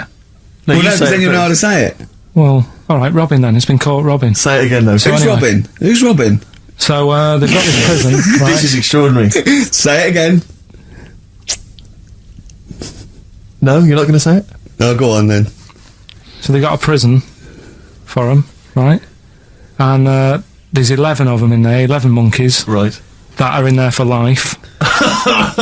Because that's, I think there's one just got out on parole, right? No time off for But the there's baby? 11. There's 11. I'll give you the bit of paper because I thought this was. Weird. Even Now you, what- you thought it was a bit weird. Now, Carl, what are they in there for then? Because I mean, they're in there for life, so I'm assuming it's murder, is it?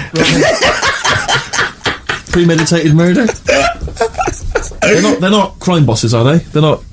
Are they the prostitution and Are gambling? you sure they're not racketeering? just the pawns and the head sort of like orangutans up a tree going, remember, you don't know me.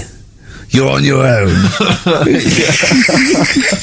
If I go down, you're all coming with me. You take some of your gorillas down there and sort him out. Oh, the great banana robbery. It's I not. wondered if they'd get them. Right, go on then. Okay, let me see. Now, I don't know what source this is, as ever.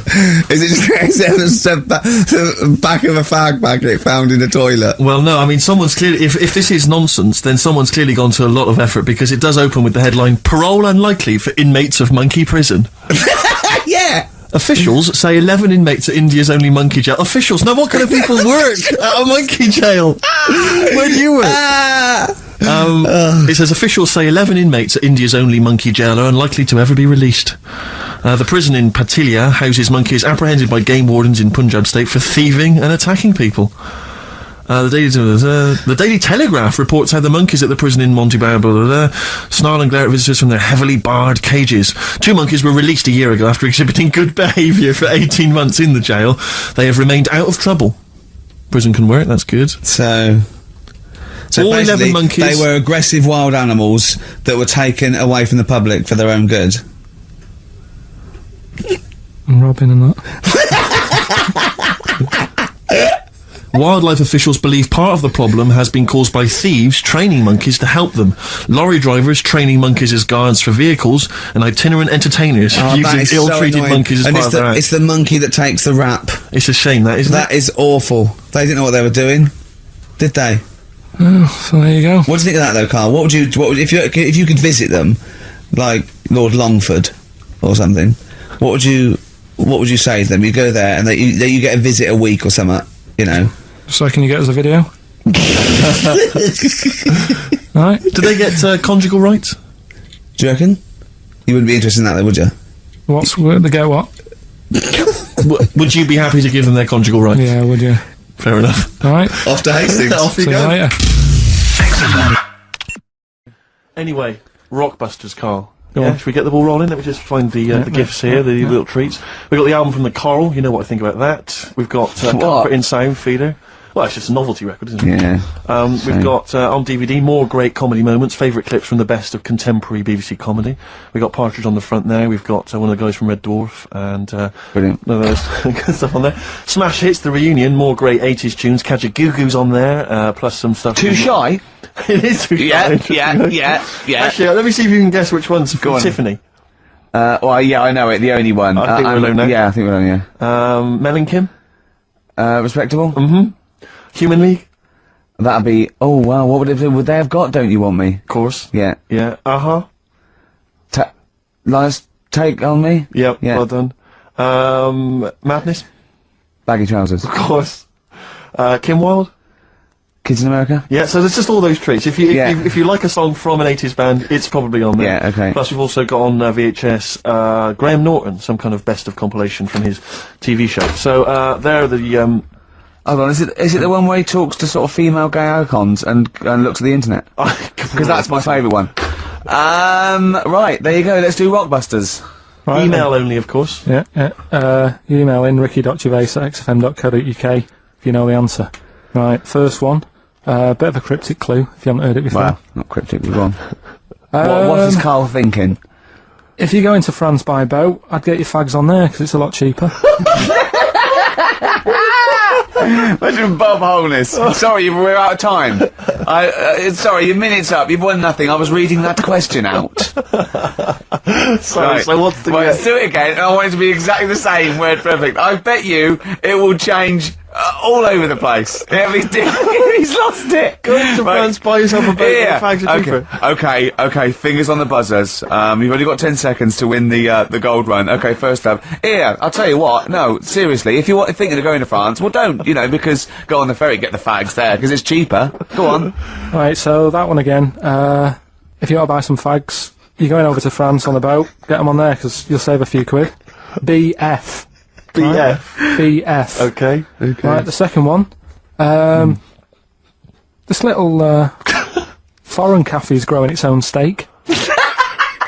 This little foreign cafe is growing its own steak. This little foreign cafe's growing its own steak. Go on. D. All right. Right? Okay. And the last one. Is that part of it? Hang on. He's the best, isn't he? He's the best. The Jamaican fella might have screamed this on the Titanic. What? The Jamaican fellow might have screamed this on the Titanic. Yeah. What's it start with? It's CD, that one. Jamaican fellow might have screamed this on the Titanic. Ricky.gervais@xfm.co.uk. So we'll get Rockbusters out of the way. Have we got a winner? Yeah, come on then. See, it worries me that we've had very few entries. I think that even your mental fans aren't getting these, which is really worrying. They must be terrible clues this week. Alright, well... Has anyone got them right, Steve? I think there's just one guy, yeah, who I suspect has won in the past. Well, There we are. so what? Right, the first one. If you go out of France by boat, you might as well buy your fags when you're on that, because you'll get them a lot cheaper. Brilliant. Right? Yeah. BF, Yeah. buy it ferry. Right, that's like, What? buy on ferry. What? Buy on Brian ferry. Ferry? What's that? Is that a band? What? What is it? I don't know what it is. Brian Ferry. Brian Ferry? What's that got to do with buying on a ferry, though? Just because he's quite close to it. Buy on, buy on ferry. What? Buy on ferry. Sorry, what? That's the What's your first one. first language? The second one. That's rubbish. That doesn't count. No, it's not. Brian Ferry. Brian Ferry, buy on ferry. There's this little foreign cafe. It's growing its own steak. That's Delamitri. The third one. What? Sorry, what? What? What is that? What is that? Delamitri. Delhi is a little foreign cafe. Yeah? A meat tree and that. A meat tree! A meat tree! What were the initials for that? just D for that. Just D for that? Yeah. So not DA? So you didn't even give them a chance to get the group. Oh, they got it. Well, no. No, they didn't. Right, it's the end. Go on, right. Go on. Deli meat tree. Deli meat tree. One word. D. Or any letter. They're growing their own M. meat. M's in it. Go on. Okay, so Bayern. I love Bayern Ferry. And Oxy Music was brilliant. I love Oxy Music. Go on. Can I just point out, Rick, that we've had David Bowie? Deli meat tree. Yeah. I don't see why necessarily Aidan, who emailed in, why he doesn't get to win, because he emailed in dire steaks.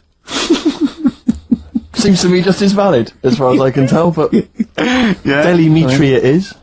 And the last one, if there was a Jamaican fella on the Titanic... I'm looking forward to this. With a little bit of fear. Jamaican fella, if he was on the Titanic, he probably would have screamed this. Yeah. That's Christ, de Berg.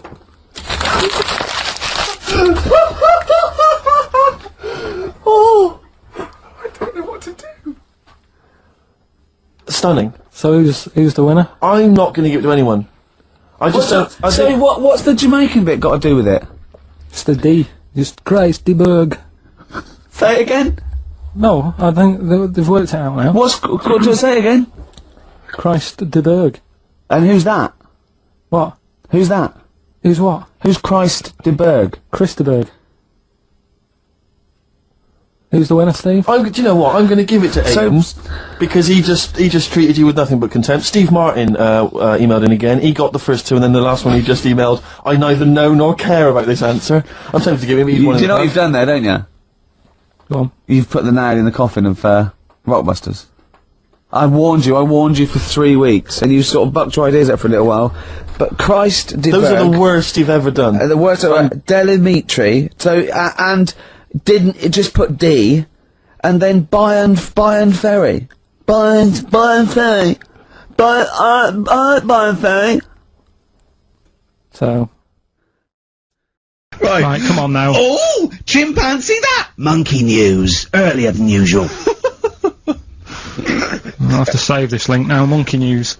We've done a lot of stuff, right, on monkeys. And most of it has been... Is bollocks. No, has been like happy stories.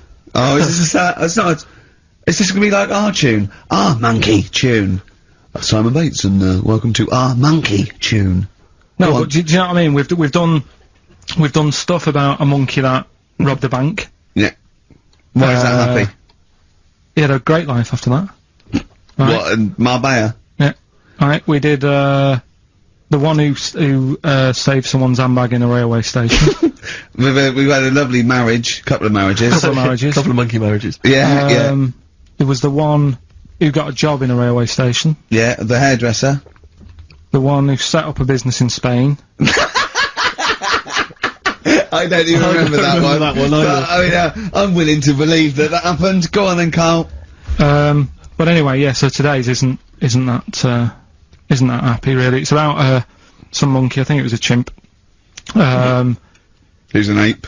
Go on. It tried to. I mean, the story sets off at a sort of a weird thing.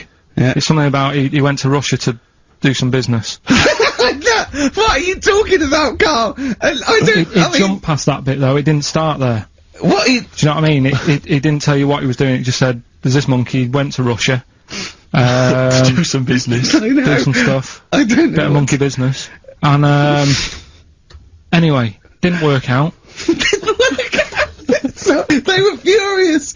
We wanted a surgeon. You send us a monkey. Anyway, ended up being homeless. Oh. No, It's always taking a turn for the worst. What? Couldn't even get into like a tree hostel or anything like that. That's the problem. And God. Ended up homeless. Got in with some tramps. I don't know where to start. Come on. Yeah, so he's knocking about with some tramps and stuff. You know, sharing drink and what have you around a little fire. They broke into some home, not sort of squatted. Right, so I'm not homeless anymore. Problem was, he had a roof over his little area head. Yeah. And he goes, "Oh, this is good. This is, we're having a good time. This is sorting me out." Yeah. He had his He mate. said that in Russian, though. What was he eating? I don't know. Don't know. It didn't say. But they're in this house. Well, he could only be eating sort of like, fruit, nuts, vegetables. I mean, they classically sort of don't eat, pork pies and. But they've got drink McDonald's coffee. in Moscow now, so. Sure. You probably chow down on that. Yeah. Yeah. Anyway, there was a bust. What? There was a bust in the flat that they were squatting in. All the other tramps sort of knew what was going on, legged it, left little chimps out there, got arrested. And they thought it was a real fella at first. They were like, get him, he's obviously just a scruffy bloke who hasn't had a shave and stuff. Yeah. Yeah. Hasn't shaved his back for a while. Or his face. Yeah. His head. Got him down the station. And the boss was like, "What's going on here? We've got a monkey here." He was like, "What?" So you arrested the monkey. Well, so the arresting officers hadn't noticed all the way to the station that he kept slipping out of the handcuffs and was going for the entire journey. They didn't notice till they got there.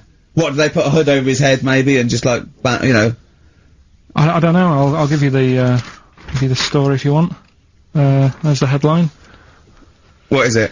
What's the headline, Steve? I don't want to see it, but... The headline, this is once again from supposedly reputable news organisation Ananova, homeless monkey arrested in Russia. Did you read on, or did you see the headline and make up that whole story? It's most of it is there. What isn't there? What bit isn't there then? No, I think Steve can have a look over it, check it out and stuff. Point out the embellishment for me, Steve, will you? Well, what it doesn't say is that the police didn't realise it was a monkey. That's what I was guessing. Really? That they got it back and they said, "What you done? We've got a monkey here," and they go, "Yeah? Yeah. Oh, God." There's some more monkey problems in the week. Have you seen the Alfords advert with monkeys in? No. There's a new advert out for Alfords, selling bikes and stuff. Yeah. Got some monkeys in it. It's caused an uproar. Why? People are saying it's, dressing them up in tracksuits and that is, taking the mickey out of Manchester. it's not nice for the animals and that. So there's been loads of Will complaints they get a about free it. bike or something, do they, I imagine? I think they kept the tracksuits. Yeah. Show record that's after thing, this though. cheeky freak of the week. No, I'm just saying we're not doing this to sort of, again, take the mickey out of the animals and stuff. These are true stories and that. But yeah, coming next, Freak of the Week. Instances where we had planned stuff that you were completely unaware of. In fact, most of the trip you had very little idea where you were going to go and what was going to happen. I think a highlight for both Ricky and I was when we gave you some very important training in the event that you were captured during a terrorist. Again, that went better than I ever imagined.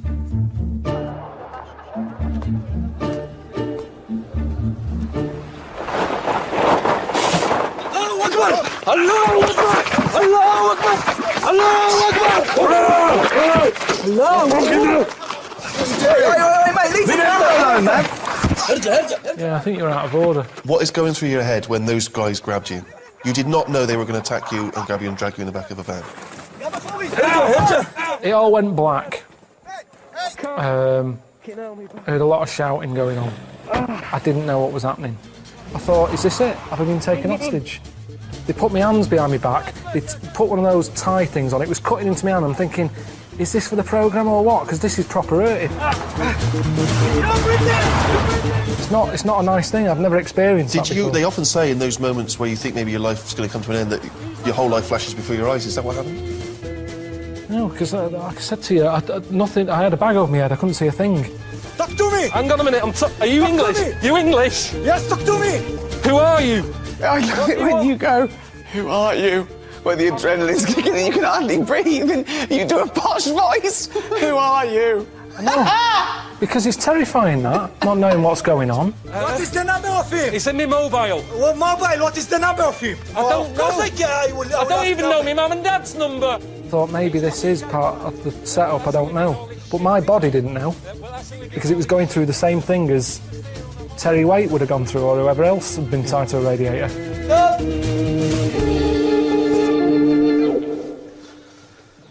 Did you learn anything from that, though? That was important training to make you able to cope if such a terrible thing did occur to you. If you go to places that you're in danger of being kidnapped, you're meant to have a code word. So that when the people who've nicked you call up the London office, they go, we've got Ricky, Steve and Karl here. Right. And the London office go, yeah. Give us your code word. Well, at the time, it was Congress tart. Congress tart? How are you going to slip that into a conversation? No, you don't slip it in. They've got a bag over your head, gun to your head or whatever, tell them you've been kidnapped and you go, Congress tart, and they go, bloody hell, he's been kidnapped. Before you know it, the A-team's coming in. Right. So, ring. Hello, Karl, mate, how's it going? Congress tart. What? Congress tart. Rick, who's on the phone, mate? It's Karl. He said Congress tart, so he's definitely been kidnapped. Who are they? What do they want? Right. Who am I talking to now? Because Them, ask them. What do you want? He's asking what you want. Well, there's no one here to do that bit of role-playing, so maybe you should tell me what they're saying. They said, they just said they want to use me as bargaining power. But what do they want? What do they want? We'll see if we can... But what do you actually want? Oh. What would they want? Is it money? Give them money. Okay, £5 million. Too much. I'm not spending that sort of cash. I've worked hard for this. You don't do that. I'm not spending that cash. You see, this is what worries me. I'm not spending $5 million to get you back. That's what's worrying. No. Because that's what would have happened. Can't we negotiate? Put them on. Yeah, here's Ricky. Right, you've got to play him as well, though. Hello? Hello? Who's that? Never mind who it is. Where's me $5 million? Can't afford $5 million at the moment. We're going to kill this kid if you don't give us the $5 million. How can We're you call getting him a sick kid? of him. Why? What's he doing? He's just shouting Congress tart. Give him the money. Give us the money. Okay. I wouldn't have got him to call you, actually. There's no way. There's no way. Okay, let's have a break. Oh. Нет, я не шпион, я умоляю. Oh, hey, look at you there. Do you want to speak Russian like me? Send me all your money. Всем привет и добро пожаловать на мой канал. I'm an American and it is time to learn the Russian alphabet. This here is a normal American A. It makes the ah sound like ah, and the Russians stole this from the American language. This is a pregnant soap dispenser. It's pregnant with bubbles, so when you use it, it makes the b sound, b for bubbles. So this one must be a B as well, right? No, this is a V. Russians copied our homework and changed it just a little bit so that they would not get caught by the teachers. But you can't fool a smart American patriot. Я слишком умный. This is a non-pregnant soap dispenser. Since it's not pregnant, it will not have a baby saying goo goo gaga. This makes the G sound like in goo goo gaga. This crab-looking abomination scares the living shit out of me. For some reason that only Satan can grasp, this makes the D sound like da-da-da-da-da-da-da-da. This looks like an E. E stands for egg. Now picture a chicken laying an egg. Seriously, think of a chicken pooping an egg out. What sound does it make when it comes out? You're right, yeah. This makes the yeah sound. Now the E has eyes on it. This represents you watching the chicken lay an egg with your eyes. What would you say the moment the egg comes out? You got it. Yo boy. This is the yo sound. Yo. This is the handsome Squidward of Russian letters. I am not gay, but I am attracted to it. It makes the zh sound like zh, just like in the gorgeous language of French, je. This is literally the number 3. This must have been a glitch that the developers accidentally left in during an update back in the day. This makes the Z sound like z. This is a backwards N. More proof that they ripped off the American alphabet and only changed a few minor things. This makes the E sound like E. And this right here is a backwards N with a really sexy unibrow on it. I swear I'm straight, I think. This makes a Y sound like at the end of boy. You know what I mean? This is just a K sound stolen from us again! Блин, это наша американская буква, блядь. And it sounds like K. If you look really hard at this one, it kinda looks like an elephant with its trunk out on the left. What do elephants do for fun? You're right, they lick things. Lick. Makes the L sound. This makes the M sound. M for monolingual beta, which you won't be once you learn Russian. This right here is my least favorite letter. It looks exactly like an H, but it's pronounced like an N.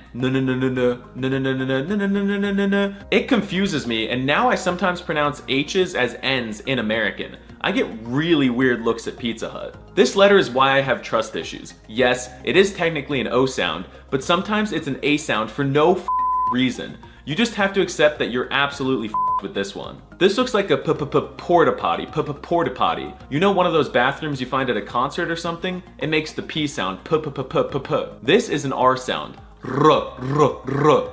The leg on it that would have made it an R ran away. You get it? This is a heterosexual or homosexual C. In American, the C is bisexual, since it can make a hard k sound or a soft S sound. In Russian, it's either just straight or gay, since it only makes the soft s sound. This is boring as shit. It's literally just a T. This letter is a weeaboo. This makes the oo sound like in oo. Just picture it at an anime convention saying oo. This makes the F sound, fa. The F stands for holy frick! Why is there a stick stabbing the circle? For some odd reason, this makes an H sound, which is kinda harsh but not too harsh, like хорошо. If you saw my last Arabic vid, you know I suck at H sounds in every language. This alien looking thing kind of freaks me out. It's like a glass of milk that grew a little leg. It makes the TS sound like t. I don't know what's with them and making numbers into letters, but this is literally just a 4. It makes the ch sound like ch-ch-ch-chia. Shut up, пожалуйста. Shut up, sh. This makes the deep sh sound. This is the same thing as the last one, but it has a little pinky sticking out, so you know it's a bit more elegant. This is sh. It's less deep and more elegant than the sh.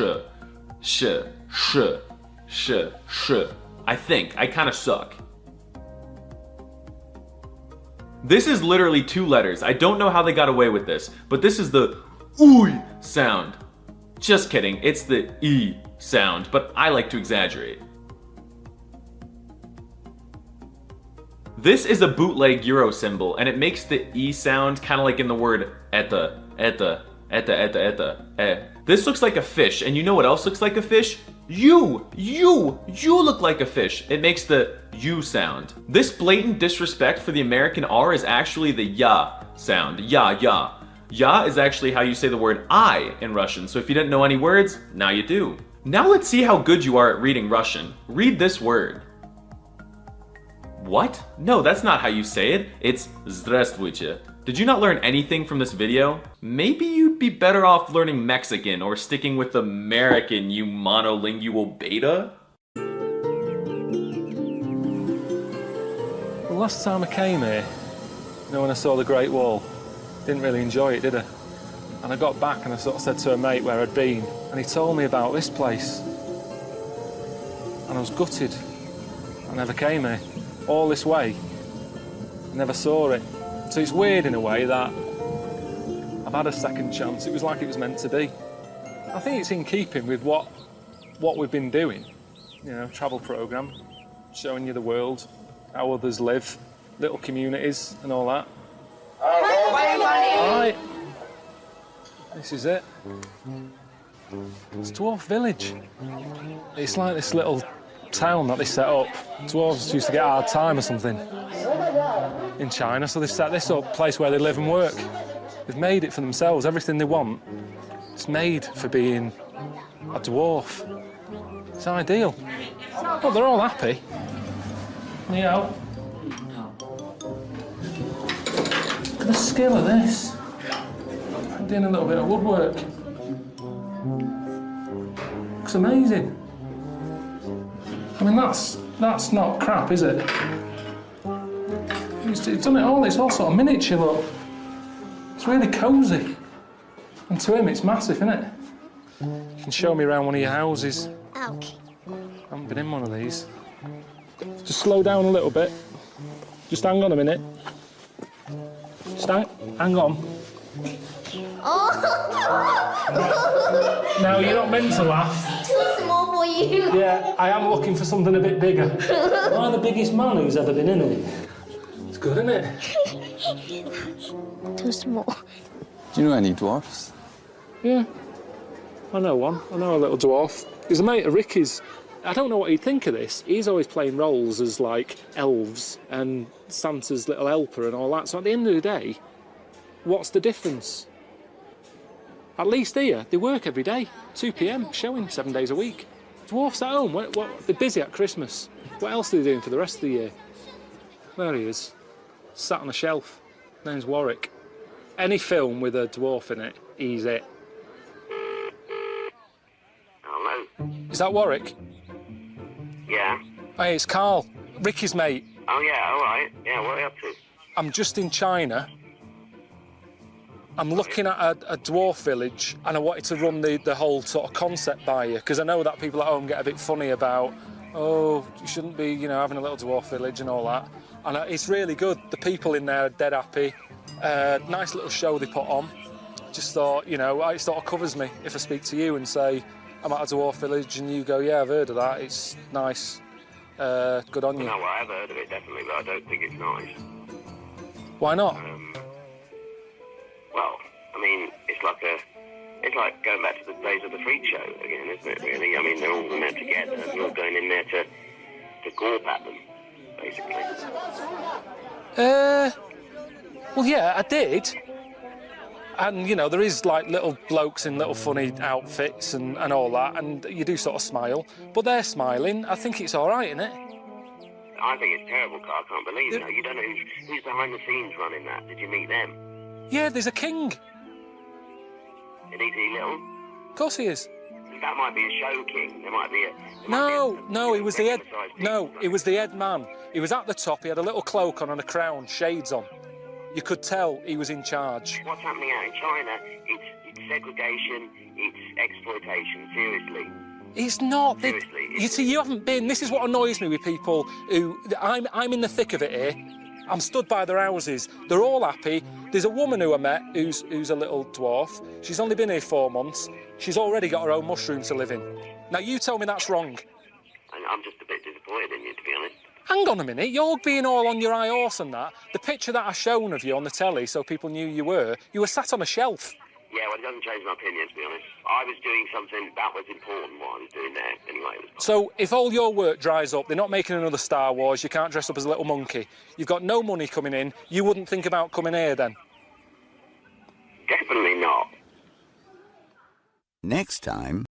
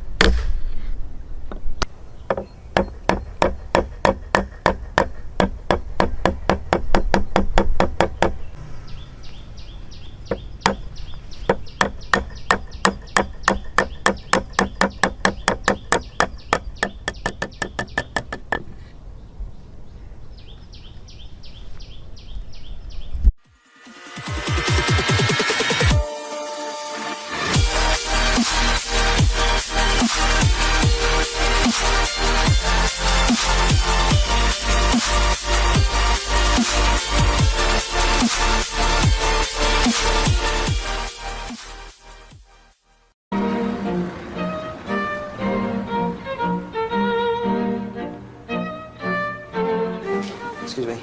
I'm here to pick up a dwarf. Oh, yeah.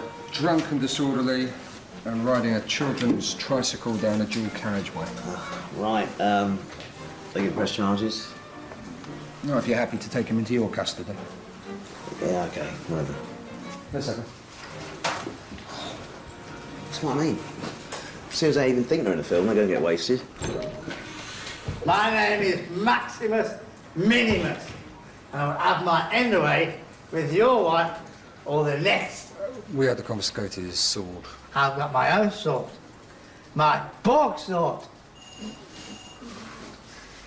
Ha! Whoa! He's thrown up over his own penis. Oh! You're not getting in my car smelling like that. No need to. I've got my bike. No, Pete, you can't go on the bike. Not again. No, whoa! Stop! Pete, stop! Oh. Don't go on the dual carriageway. Take the back roads. Just, what is he? Oh. How long's that going to take him to get home? Oh, no, he's off. Look, he's just flailing like a dung beetle. Oh, it's pathetic. And don't worry, I don't say, oh, it's really bad. Just think she's 98. Let her have a nice rest of the life. Yeah.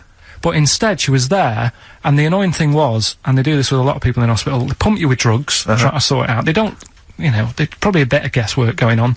Maybe. A little bit. Not as much as you, but go on. Right? And because of that, they sort of break wind a lot. So I'm sat there with my dad talking. Whoa, drugs do that, Steve. I'm sure if there's a doctor listening or a nurse, they will clarify that if they pump you with all sorts of stuff, it wants to come out. Right. So you're sat there having a serious chat. It's a quiet hospital. The woman next door with the blue hands suddenly starts seeping gas, right? I start laughing. Because if there's one thing that makes you laugh, it's that, It's a 98-year-old woman with blue hands farting. So you try to hold it in because it's a really quiet hospital, and it'd be obvious that that I was laughing at, and I didn't want to be mean, but it was funny. And then it got me talking about my auntie, because my auntie Nora, she same thing, pumped her with loads of drugs. She used to have a cabinet next to the bed is like Boots. She's got loads of stuff, right, for all sorts of stuff. And I mean, she's not that old, but she's on loads of stuff, right? She's a bit coked up, is she? She called up my mum once. And, yeah, you told us this. Go on, tell it again. And she said, "Oh, how are you doing?" And that. She said, "All right." Bit worried though. My mum said, "Why? What's up?" She said, "I've been breaking wind." So she goes, "Well, you know." She says, "No, but this one is going on and on and on." And she was like, she was like, what do you say? What's like passing wind, farting for 5 minutes. one thing, not like, you know, trumping and then nothing. Yeah. Continuous drone of a fart. Yeah. I don't think she had. How big was she? She must be the size of a barn. No, she's not that big. She's, you know, she's good for her age. No, Quite but I mean, quite slim.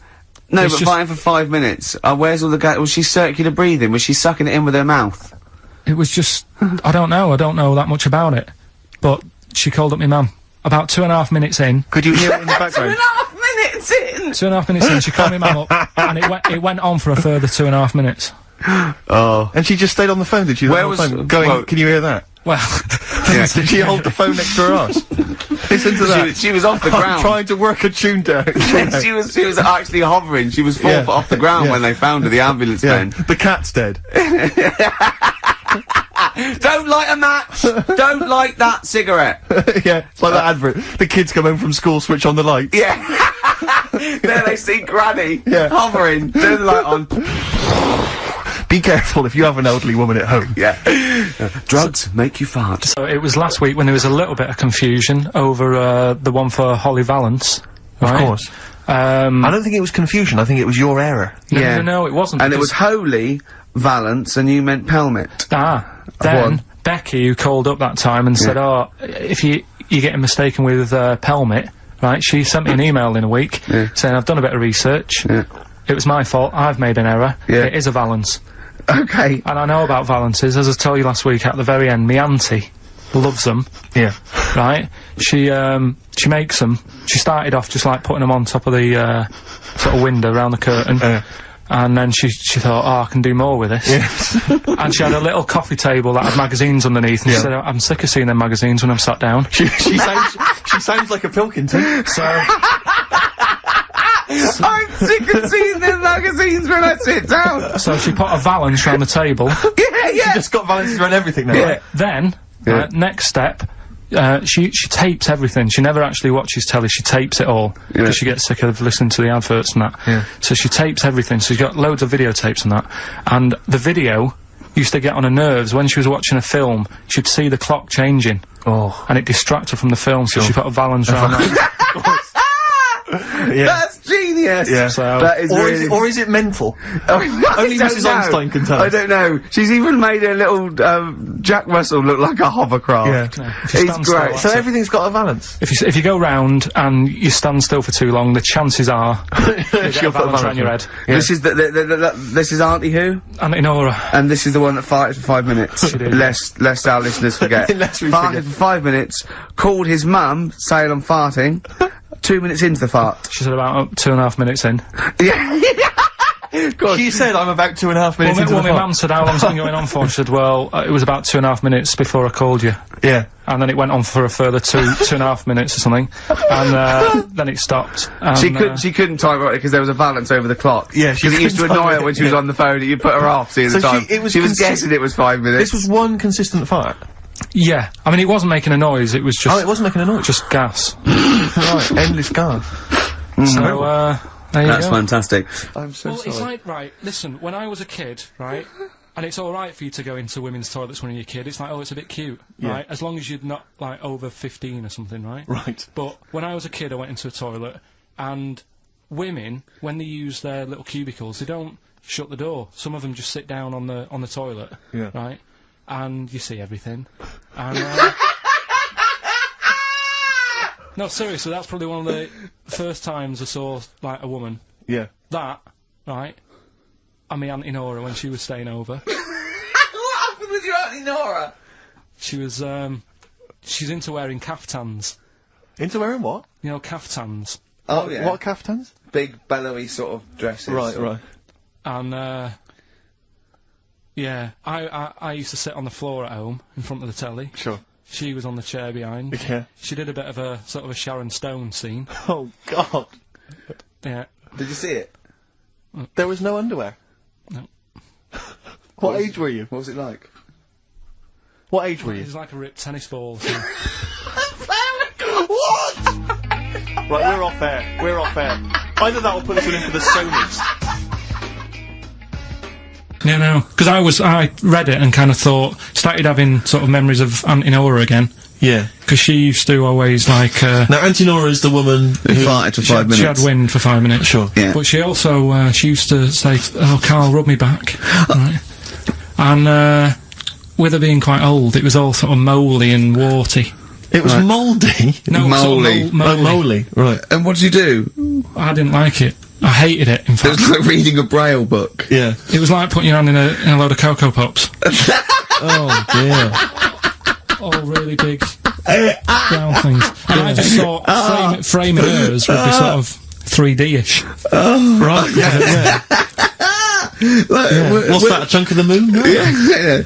Did you R-text that wall? Yeah. That's Auntie Nora. That's Auntie Nora's back. Oh, God. Any piece of your body, Karl, that you'd like to leave behind? That's disgusting. Putting your hand in some... Is she the one with the split tennis ball when she wasn't wearing knickers? Shut up. What? No, let's not discuss the tennis ball. Okay.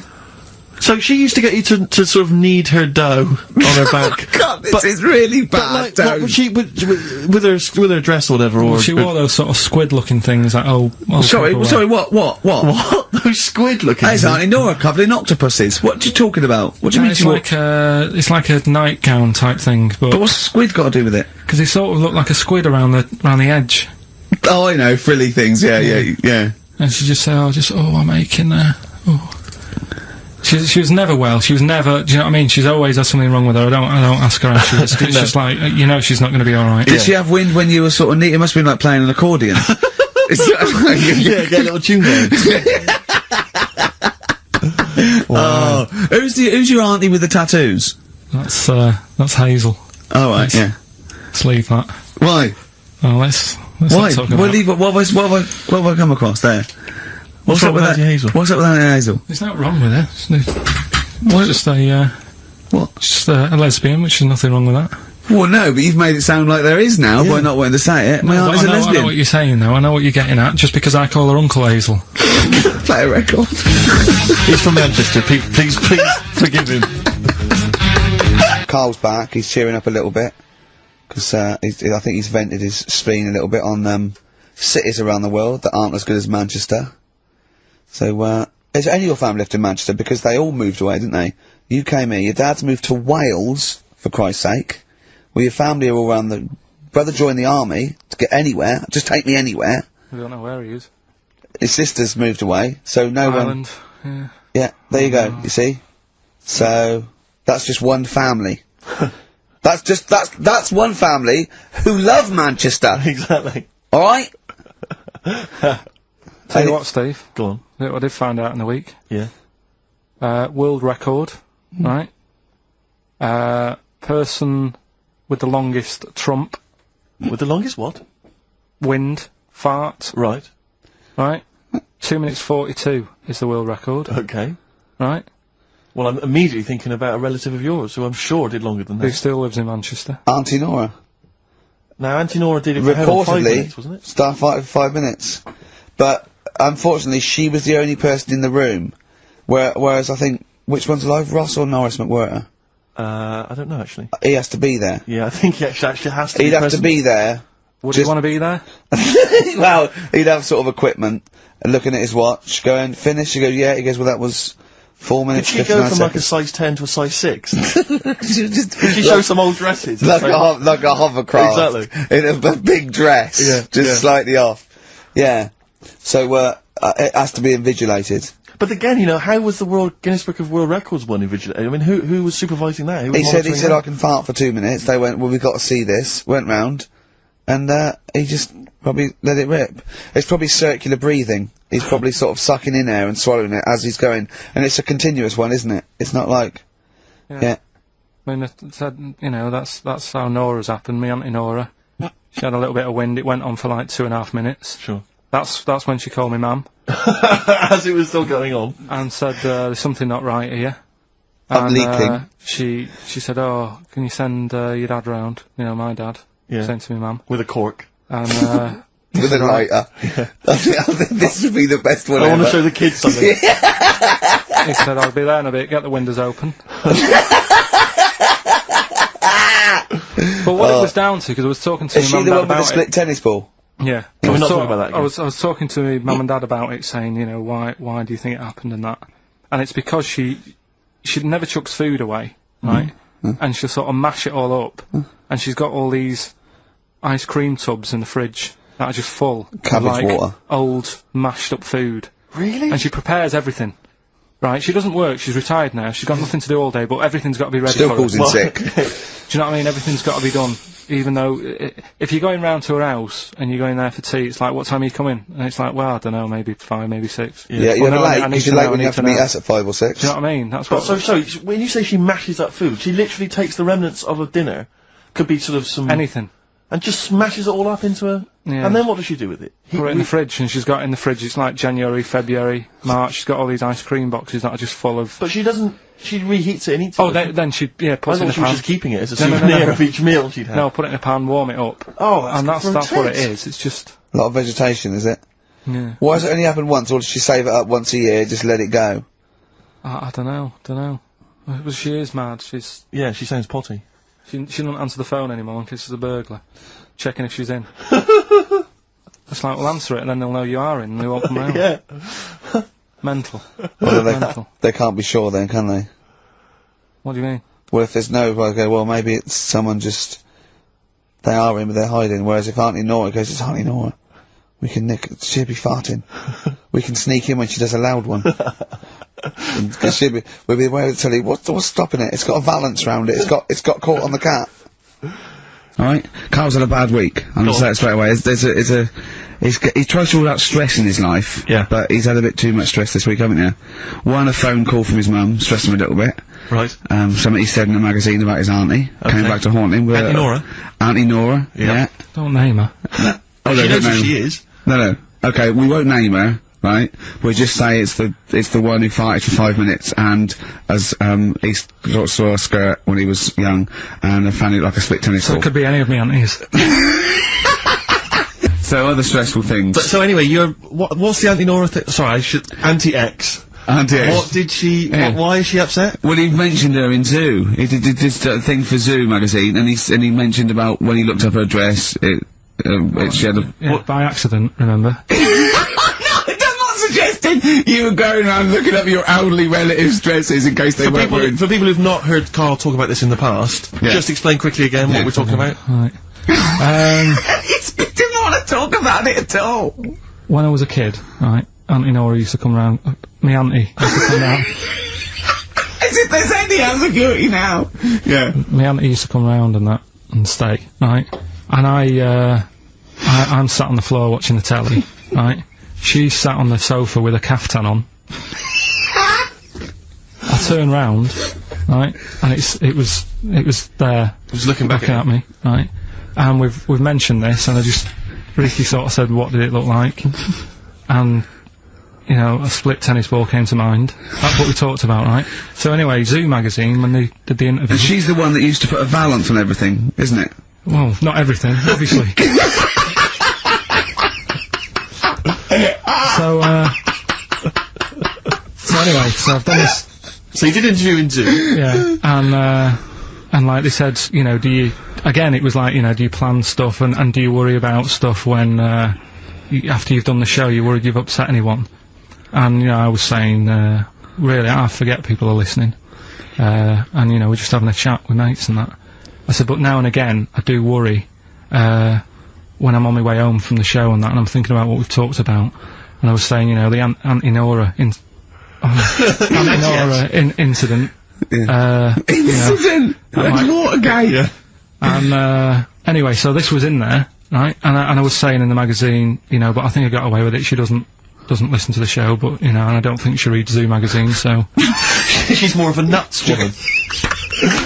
Sure, yeah. So, anyway, so my mum calls up the other week, right? And she goes, wish you wouldn't, you know, talk about Auntie Nora and that. And, I was like, oh, so how do you know about that? She goes, well, one of your cousins have called us up and said they've read the article about it. So yeah, that's why we don't want to talk about it, really. So he stitched you up. So do you know what Auntie X is made of this? Do you know if she was upset or not? Well, she doesn't know about it. Because, I mean, maybe she's always thought it looked like a split tennis ball. Maybe you're just in sync, you know, because you're relatives and stuff. Maybe she knew instantly. Even if you hadn't named her, she'd have thought, hang on, I farted for 5 minutes once. Yeah, that's not really ambiguous, is it? Be me. If you hear like someone who farted for 5 minutes and's got found like a split tennis ball, you're gonna go, I wonder if he means me. Yeah. You're gonna remember that. Or Auntie Jackie. It could be Auntie Jackie. Oh, God. Oh, chimpanzee, that is written it down again! Yeah, this is where we read extracts from Karl's diary. We've had to wrestle it from him. He's never happy, but, you know, that's the way it goes when you're doing, a show as popular as this. And I'm going straight now to this entry. My mum phoned and said that my Auntie Nora, classic Auntie Nora, wanted me to look on the internet to find out what the weather will be like in Spain at the end of November. I don't know where she gets her money from. 2 months ago, she was asking me, Dad, how much it would be to get her back garden astroturfed because she's sick and tired of the grass getting out of What hand. does she want to do? Start a football team? Why does she want a back garden astroturf? She likes the sort of green look, but she doesn't like the headache that comes with it, so she's just looking into getting that false grass put in there. Brilliant. Don't know how much it is. They always say when you get someone a present, you should buy them something they wouldn't buy themselves. Daft rule. I want something I would buy myself if I had the money. When I was young, me Auntie Nora got me a present I wouldn't buy myself. It was a t-shirt with her face on.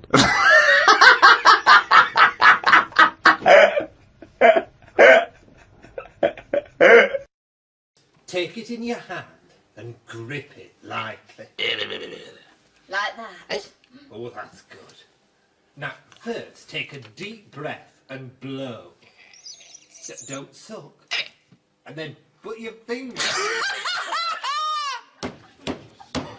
Oh, God! Just take it in your hand and grip it lightly. Like that. Oh, that's good. Now, first, you take a deep breath and blow. Don't suck. And put your finger over the hole. Take a deep breath and blow. Don't suck. And put your finger over the hole. Fuck me! I'm so sorry. Okay, same place. Take a deep breath and blow. Don't suck. And then put your finger over the hole. To see him come at me with all that I'm a hard bastard stuff, I'd say, put the baseball bat down. Send the minders home. It's just you and me. Skin on skin. Stripped to the waist. He starts with me. I will destroy him. Brilliant. And again, this time I won't laugh. Exactly the same. I won't laugh. I promise. Okay? He starts with me. I lied. I've talked to actual SAS people. I mean, they've told me what it stands for. What does it stand for? Super Army Soldiers. Okay, on action. And...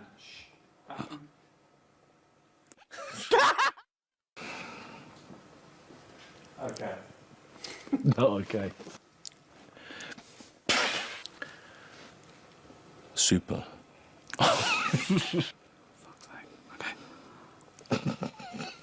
Ridiculous. Okay. Okay, this time. Okay, sorry, Jude, everyone. Carl, okay. What does it stand for, then? Super Army Soldiers. I'm fucked. And action. Fuck off! I actually took too much to begin with, and I was a bit screwed, I think. Yeah. All set. Told you. Fuck. And action.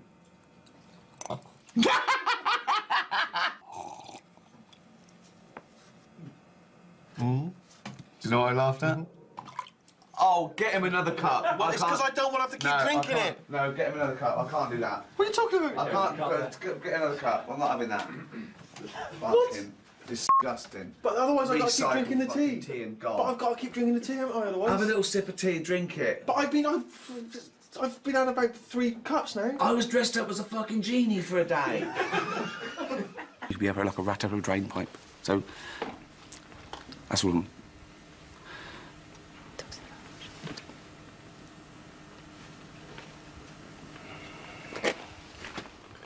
I'm so sorry. I'm so sorry. It was so long. I'm so sorry. I had too much fun. And action. I had butted a Norse once. Sorry. Jesus Christ. So, it was a silly hook and then it broke the back for a bit. Is the fact that I've got one leg shorter than the other. I hadn't noticed. You hadn't noticed. Sorry. Is it the leg? Is it the fact that I've got one leg shorter than the other? I hadn't noticed. You hadn't noticed? What are you doing, Rick? I'm just trying to not laugh. There's that thing they teach you at school. No. No, ciao, no. That is actually a Cantonese word, which means free spirit. Chandor. Don't do the face. What face? You went that. It's just... That's because me genuinely trying to... God, he wasn't even pulling a face. Oh, hello, mate. All right, check this out. You'll love this. Come and have a look. You type in 58,008 into a calculator. Turn it upside down. It is funny. Turn it upside down. Boobs. It's worth making it up. All right, mate. Come and check this out. I typed in 58,008. All right, mate. Check this out. I just typed in 50. Fuck me. Sorry, this is absolutely outrageous, guys. We're two absolute professionals. Okay. All right, mate. Just check this out. I just typed in 58,008, and amazingly. All right, mate. Just check this out. All right, mate. Just check this out. I just typed in. Just check this out. Turn it upside down. Just typed in 58,008. All right, mate. Just check this out. I can hear you go. All right, mate. Check this out. I just typed in 58,008. Turn it upside down. Boobs. Let's just keep going from there. 20 million? 40. Double it. That's right. Plus 6. 46. 3 days. 75 days. Biggest Christmas day ever. Bye, nerd. Oh! I'm a nerd? Just pick it up. I'm a nerd.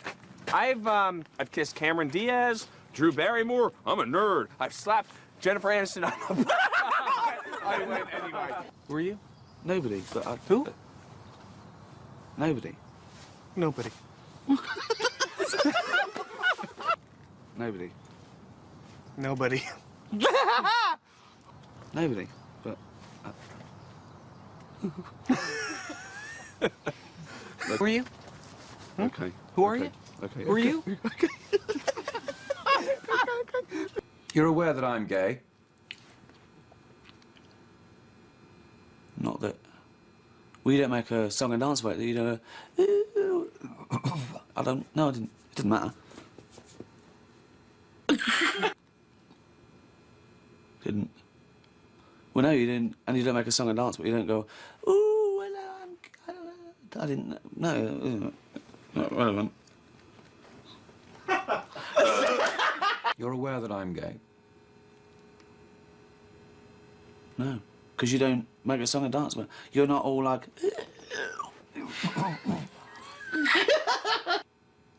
No, you didn't. Because you don't make a song and dance about it. You're not all... Fucking hell. No.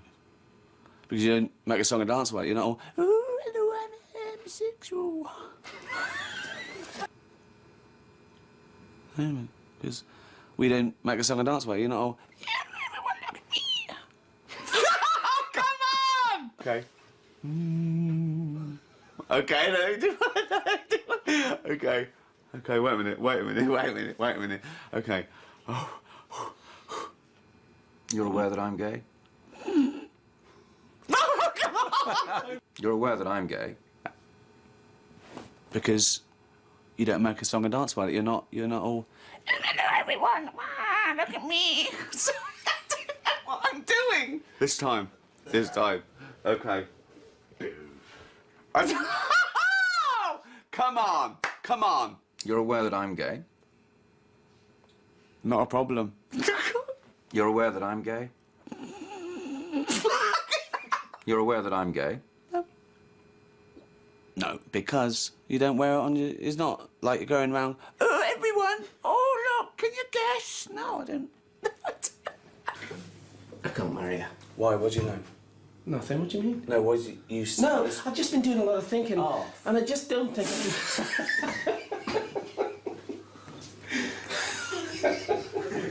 Just hold for a second. Oh, I've been in that lamp so long, I'm bent out of all recognition. Who are you? Well, I'll be whoever you want me to be, but you can call me Jeannie.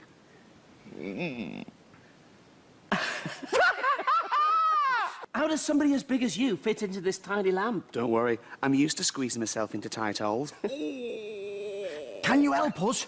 We're in danger. We heard him say he wants to get Aladdin. Don't we all? That's mental! That's mental! We asked 100 people, will Les Dennis ever hang on to a bird? Our survey said... We asked 100 people, will Les Dennis ever hang on to a bird? Our survey said... We asked 100 people, do you want to go out tonight and see Les Dennis in Panto? Our survey said...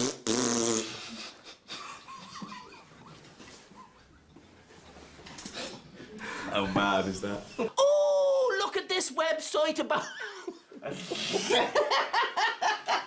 I mean, would this have been funny? Him going through customs. I have nothing to declare but my genius.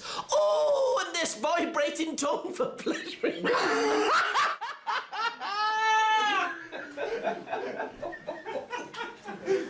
Oh, and this vibrating tongue for pleasuring fannies. Oh, is that funny? Well, again, when you do it, it's got a certain sum up, but it's Sunday, so let's just keep the fannies down to a minimum.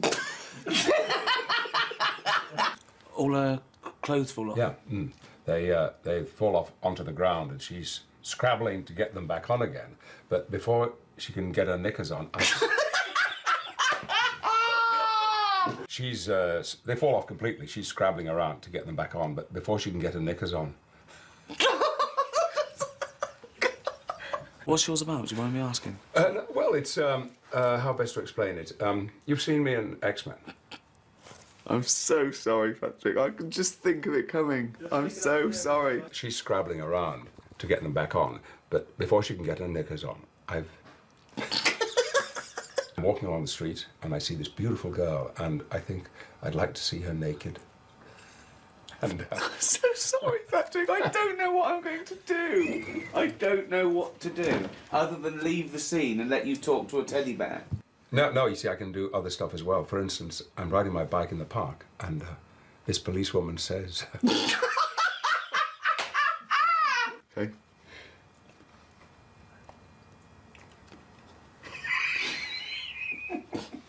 She goes, ah! And she's covering herself up, and she's trying to cover herself up. But I've seen everything anyway, and I get back on my bike, and I ride off on the grass.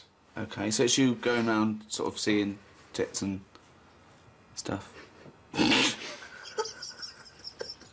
Ask me again. Okay. And I score the winning goal, and they carry me into the dressing room, and there's Rooney and Beckham, and then Posh Spice walks in, and... Her clothes fall off? Instantly. I got away with it! I tried to look over there! Well, what about this? I'm a sort of James Bond figure, and I have to go to Iraq to rescue some hostages. And I get there, and they're all women, and they're naked because their clothes have all rotted away. Sure.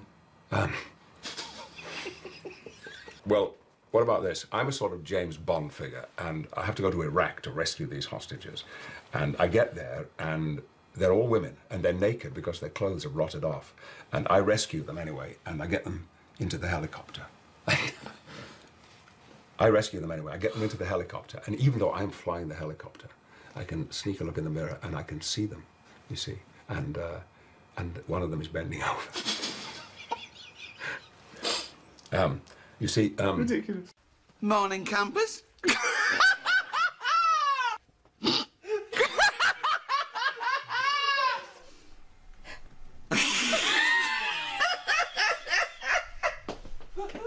I don't get it.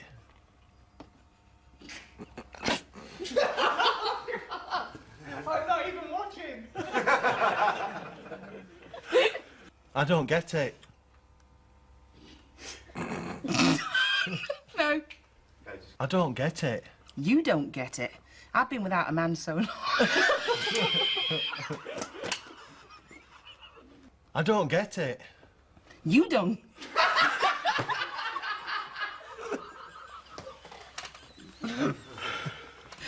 You don't get it. I've been without a man so...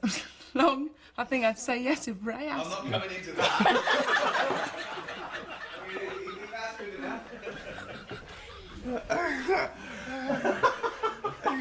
You got my pen? Yes, take it. Oh, it's in here. I didn't know. We're having a wank? Yeah. It's all over the place. Let's go again. I'm so sorry. We're having a wank? You got my pen? Yes, take your pen, please. We're having a wank?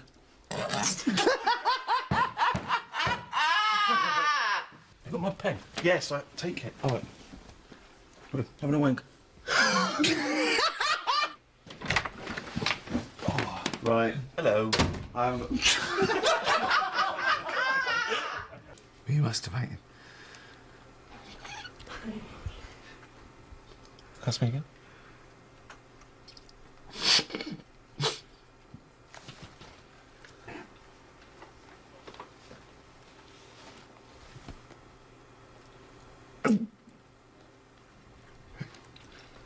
Oh. Were you masturbating?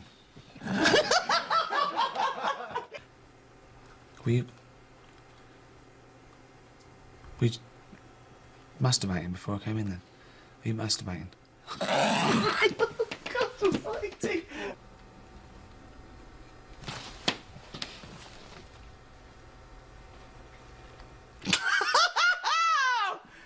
I was 1 second away there. I was 1 second away. Well, I should have locked the door, but I didn't think ahead, and the moment took me, and I just went berserk.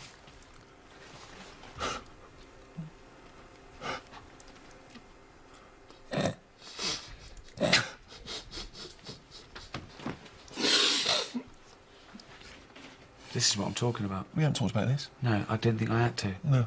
But can you look me in the eye? Almost certainly not.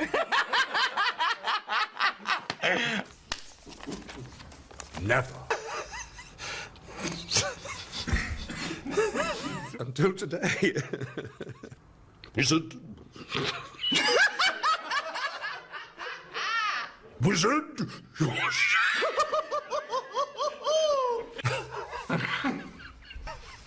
Okay. You cannot have the script. You'll learn the words, and you will speak them as if you were saying them for the very first time. Yeah. And you were young. Bollocks. Sometimes. I don't know who's talking. Sometimes. Women have fannies. Pop knobbing fanny. Oh, God! You fucking... Oh, God, you don't know how hard that is, Steve. Well, I was losing it here. Don't bite me!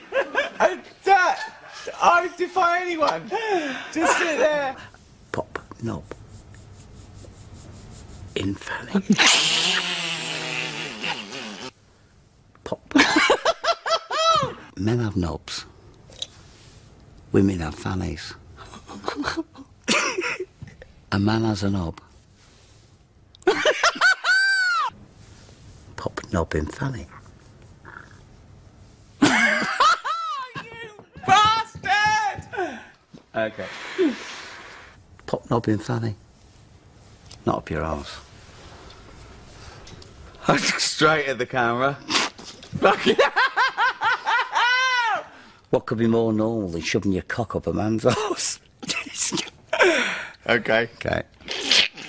Let's keep jiggling. Okay. Jiggers plays cock. 6581, AMD cameras. No. Come in. Hello. Hi. What seems to be the problem?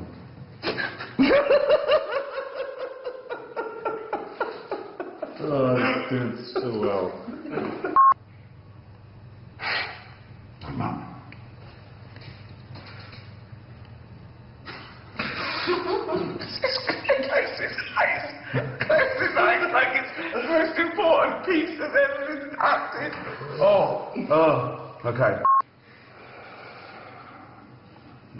Come in. Hello. Hi. What seems to be the problem? As I said before, I've got full-blown AIDS. We're never going to get that! Let's do this! Oh! Under strengths, you've put accounts. Yeah. That's your job, though, isn't it? That's sort of what you do. Mm-hmm. Let's go again. Under weaknesses, you've put eczema. Yeah, on my feet. Under weaknesses, you've put eczema. I'm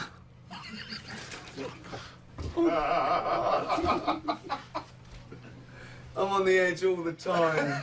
Do you remember the question? No. Okay. We're going to leave that there.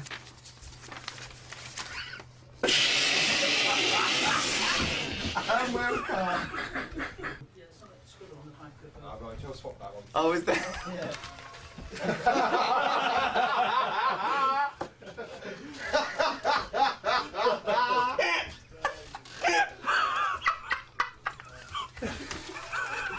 Oh, is there?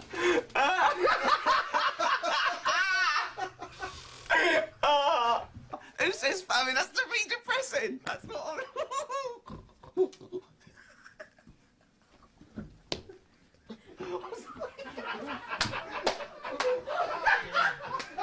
Probably wondering why I'm so generous with my encouragement. Yeah. Just that trust people and they will be true to you. Treat them greatly and they will show themselves to be great. So, happier now? No looking back? Yeah, well, I'm still eventually. Take 5. And action. Tim. Take 6. Take Absolutely 7. fine. Take 8. Take 9. Take 10. Action. Oh, David. Hey. Take 11. Trust, encouragement, reward. I'm gonna take 12 after false start. Take 13. Take 14.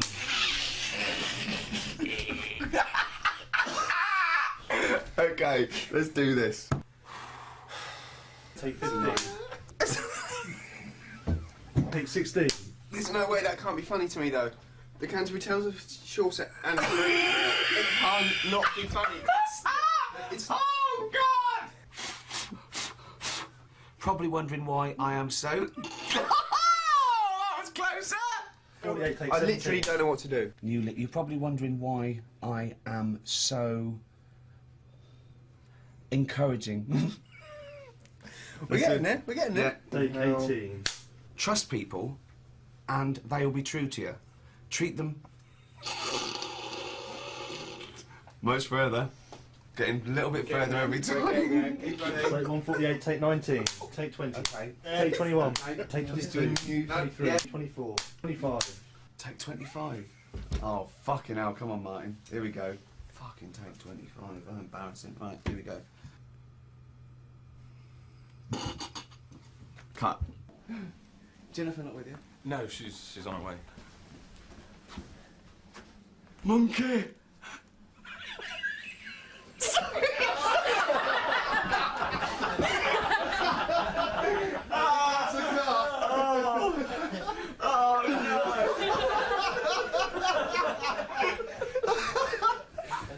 Patrick, if you can't roll with that kind of punch, you know. What?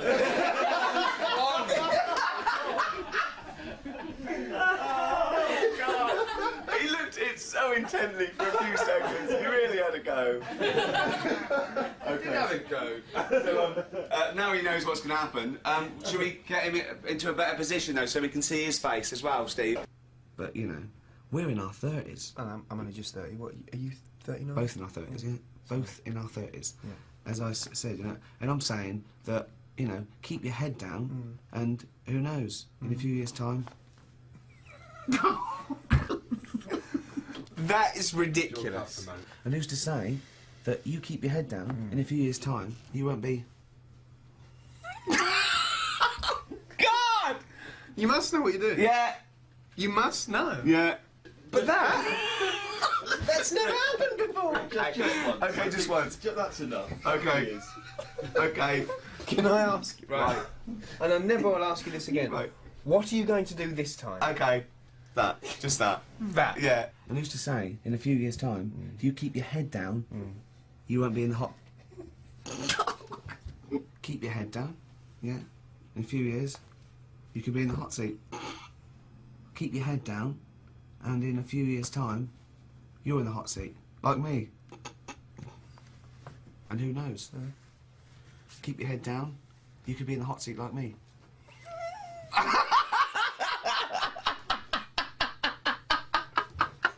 If you want the rainbow, you got to put up with the rain. And do you know which philosopher said that? Dolly Parton. And people say she's just a big pair of tits. Oh, God. I'm so happy that Mr. Ricky Gervais is here. Really? Yeah, he's very funny. I'm the only one here today not getting paid. Let me state that straight away. It's a charity. We don't make profit. All right, yeah. Tell the cameraman they're not getting paid. Let's see what they do. Let's see the grip go. Yeah, I'll give up my wages. It wouldn't happen, would it? It wouldn't happen.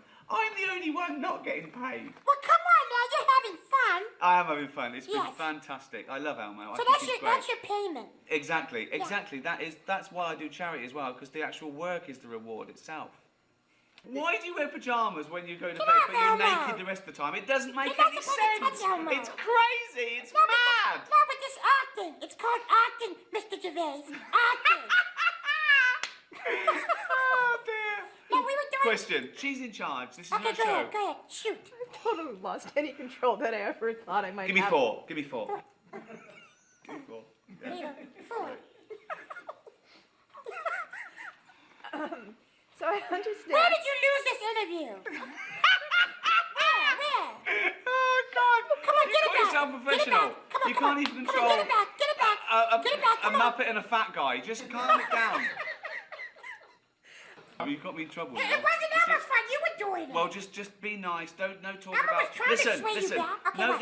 these are the no-go areas. Drugs, child abuse, the Holocaust. Okay. We won't talk about let's those. stay off those 3 things. That's because that's your stand-up, right? Exactly. Yeah. N. Do you know what necrophilia is? Elmo wants this tape. So do I. Set your pig is free.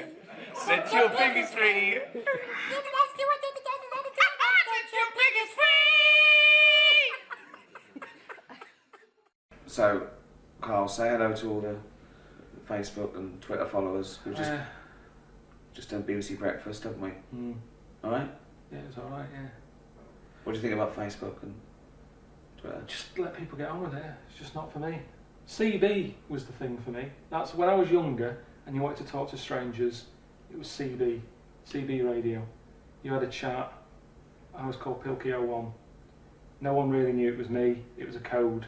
You could speak to strangers without knowing who you are. Like the Enigma code. I don't It like... was Pilkington. I don't know. I know a Karl Pilkington who's... Well, yeah, but that was the equivalent. Now there's all this other stuff. I don't want people hassling me all the time, asking questions. Because people get sick of you. I quite like it as a social experiment, Twitter, because there's, millions of people on there, many of which you wouldn't want to meet in person. You'd have to go to some sort of institution or prison. But you can meet them and talk to them and find out about them. And it's like good research. Well, I quite like it from the comfort of a Hampstead mansion. And it's teaching me a lot and it's making me think about stuff. Give us a retweet. No, it makes me How's that think. teaching you anything? Well, it teaches me to get better security on my house. I've got lasers now and more gates. I don't want, I like it that people like the programme. But everyone keeps saying, get Karl on Twitter. Yeah, it's not going to happen. I know it's not going to. I've told him it's not going to happen. I don't write postcards, and it's the same reason. You've only got 140 characters or something to write something. Yeah. When you're on a postcard, the address is the main thing. Yeah. You are the last one, aren't you, to read the postcard? When you send it, yeah. Yeah. It's for everyone else. And that's like Twitter. It's not a proper chat, that. No. I don't know what Facebook is. I don't know anyone who uses that. The internet is like emptying a drawer out of a window, isn't it? Well, it's like this. Why are they watching this? There's more channels on the telly than ever before. There's HD, there's great quality. Yet they're watching this. Two blokes sat in a room. We've done our job. We've been asked to have another chat about something. I don't know what to say to them.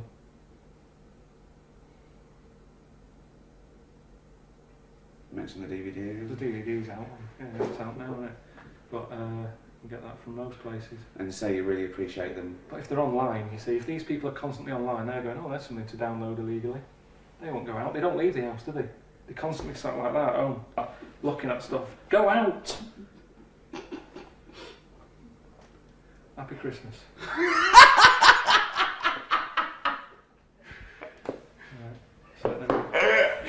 Right.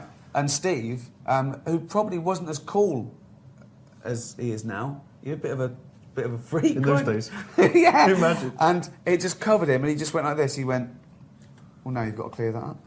Which I found even funnier. Yeah, but you did have to clear it up. I did. But I was crying with laughter as I was clearing it up and taking it out of your keyboard. Yeah, but I think I don't think I gave you enough of a reaction. No. Because you didn't really do stuff like that No. afterwards. I think you were looking for real annoyance. And Yeah. This Yeah. is the weird thing about this relationship, is that despite the fact he's, 10 years older than me, I was often for a long time the adult. I say for a long time, I think still am so. often the adult I in think the it's what. relationship. Yeah, I think that's what drove the dynamic. And also, I was the laziest person in the world. I remember once when we were working, we were writing, and Steve said, "Look, we've got a lot of work to do." He said, "Don't have too many sausages at lunchtime," wasn't Yeah. it? And I actually fell asleep that day. Yeah, because there was jumbo sausages in the BBC canteen. You meant to have one. I said I can handle two, and I had two. He said, "Don't eat two, Rick." And I did fall asleep, didn't I, when we were writing? Yeah, he fell asleep under the table. I didn't realise he was asleep, and we were writing away, and part of the script, and I was reading out this bit that we'd written, and part of it involved someone knocking on the door. So I knocked on the table as I was reading it out, and he woke up thinking someone was coming in the office, banged his head on the side of the table. Oh dear, just like Lennon and McCartney. Yeah. Someone actually asked earlier on the live chat, are you concerned that Karl Pilkington is going to become a bigger star stateside than you guys? I want him to. I want him to be the biggest star in the world. I want him to be not just a star, but like an idol that people worship. Just little round things that is like like they put on their dashboard. Exactly, like Christianity uses a cross. It's just a little round orange sort of circle. Because I know he'll hate it. I just know he'll hate it. Apart from Leonardo DiCaprio, was there anyone you wanted for extras that you didn't get? Anyone that you approached, told you to bugger off and shove it up your arse, says Jack Lovejoy? There was only one person who said no, and that was Keith Harrison Orville. Yes. Yes. How And is- I think Sid Little, didn't he say no as well? Oh yes, he did. Yeah, I think it was a bit too much for him. much He for thought. him, Yeah. Was it yeah. after seeing a bit of the script that they were in? Yeah. Well, I usually pitched it to him over the phone before we wrote it, and but no, he wasn't. He wasn't into it. Orville was up for it. Oh, Orville would have been. I don't know speak anymore over that. Carol says, if you could pick the brain of any fictional character, who would you choose and why? Now, does that mean like that you could have the brain, or Sherlock Holmes, or what, and have it for yourself? God, God, I think. We asked Karl a question. If God exists, what would you want him to say to you when you got to heaven? And Karl went, "Is that how it works?" What do you mean? He said, "Well, he wouldn't be on the door, would he?" I went, "No. You go out to his office." And Karl said that he'd say to God, "Well done with the world and that, but I think you've put in too much water." Hey, wow, this is a big question. What are the best things in life? What are the best things in life? First thing I thought of there, sausages. But I'm off I them thought now. that might be the answer. I don't know. A mother's tears, maybe a baby's laugh. Although Karl said that was the most frightening thing. When we asked him a question. We were doing the questions from inside the Actor studio. We said, "What sound do you hate?" And he went, "A baby laughing would do me head in." I went, "Why?" He said, "If I had a kid and Suzanne was out, and I'd put it to bed, and then I woke up at 2 a.m. to the sound of a baby laughing," he said, "it would freak me out." I think he's thinking of like Chucky, just sitting up going, unbelievable. The best things in life. Well, they're free. Freedom. The best things in Well, no, life are freedom is surely. That's important. Surely. In every aspect. Freedom of speech, freedom to Live a good life the way you like it. As long as you don't hurt anyone, kids. And floss. We've got time for just a few more questions, so do keep your questions coming in thick and fast. A few people asked earlier, I don't know if there's any truth in this, Stephen, in a recent interview that you hinted at a secret crush for Nadine from Girls Aloud. Any truth in that? I was being flippant. I'm a fan of all Girls Aloud. Even the ginger one. Yeah. No, she's, Well, don't say even. There's probably ginger. No, I didn't mean that. I mean, and including the ginger one. No, it's just that, I got very ginger beard, and lots, you want two ginger people get together, you can have ginger offspring, who might inevitably be bullied. So you've got to be careful. You've always got to think this thing through. A Girls Aloud is not just for one night, all right? They're for life. Carl said he thinks, it's actually only in England where that happens. I know, in America, it's weird, they don't get the jokes. They quite rightly think, well, what's up? There's obviously nothing wrong with it. But Carl thinks that even ginger cats get bullied by other cats. Why do you think it is that the ginger thing is? I don't know. I thought it was... isn't there a reference to the Bible or something? Is there? Wasn't Judas was wasn't ginger? Judas ginger? No, what are you talking about? Wasn't The Middle East. They're not ginger people around there, are they? Well, that's why he stood out like a sore thumb. Clearly. I have no idea why I said that. I don't know if that's true or not. I wondered if it was something to do with the old Scottish-English rivalry. Obviously, all Scottish people are sort of, ginger-haired. I wondered if that was anything to do with that. Maybe one of these MySpacers will let us know. Yeah, let us know if you can. Someone asked earlier, Stephen, has Ricky let fame go to his head? Does he only hang out with A-listers these days? People often say to me, has Ricky changed since he got famous? No, he was always a cunt. What advice, Rick, would you give to people who want to get into the business? Don't. do something useful. Train to be a doctor or a lawyer. When was the first moment that you thought, I'm famous?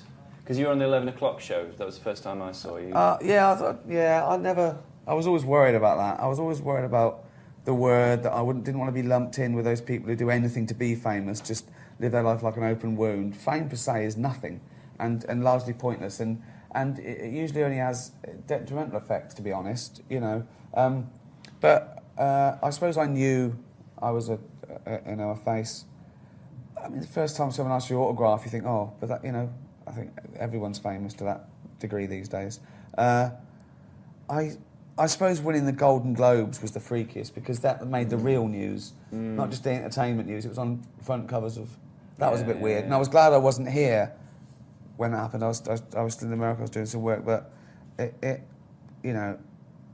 think the important thing is know what you're doing it for. If you're doing it to chase fame, well, then you can do anything, really. You can do horrendous things to be famous. There's no difference between fame and infamy if that's all you want.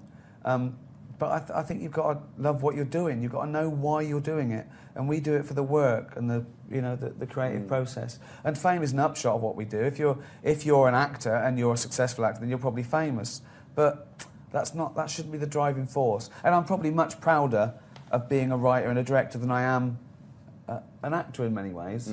But it all comes as a package, really. And joking aside, the advice would be, try and control your own destiny. Own your own labour. Be in charge. Walk away if it's not right. Don't compromise. Don't think, if I compromise 1,000 times, then I'll get something I'm good at. Because those things stay with you and they stay around. They hang around. There's no rush either. Don't think you have to be famous by 23 or it's all over. Unless you're in a boy band, that's just simply not true. And find your own voice and do something you're passionate about. Don't do anything for the sake of it. Do something that you want to get off your chest. That's what I'd say. Steve, anything to add to that? Well, I just want to ask you a question from Jensen's Beard. Have you ever thought about having a facelift? No. I don't even like going to the doctors when I'm seriously ill. So the point of voluntarily going under the knife where you might die because your face is saggy, well, that's age, that's gravity. I mean, it's crazy. These people that have these things that have ribs out and, just unbelievable. Who cares? Do you remember that story, which is obviously a myth, about Prince having ribs removed so he could suck his own? Yeah. Why are you looking sheepish? It's not something you're considering? No, I'm just worried about, you've just said... Well, it's obviously nonsense. That's good. It's patently nonsense, isn't it? urban not myth, stuck his own I'm knot? sure. No, Ribs are in the way. You know what? Hobbob is on the Bobbler. Oh, again. He's on the chat, and Bob Meister! he's clarifying the ginger issue. He's saying red hair was thought to be a mark of beastly sexual desire and moral degeneration. From when, though? I don't know. He doesn't really. The 1980s? Yeah. Yeah. Since Mick Hucknall. When, though? That's what we're... Yeah, I've absolutely no idea. He doesn't really go any further than that. If you've got any more info for us, mate, do clarify it in the few minutes Bob we've got Meister, left. sloppy.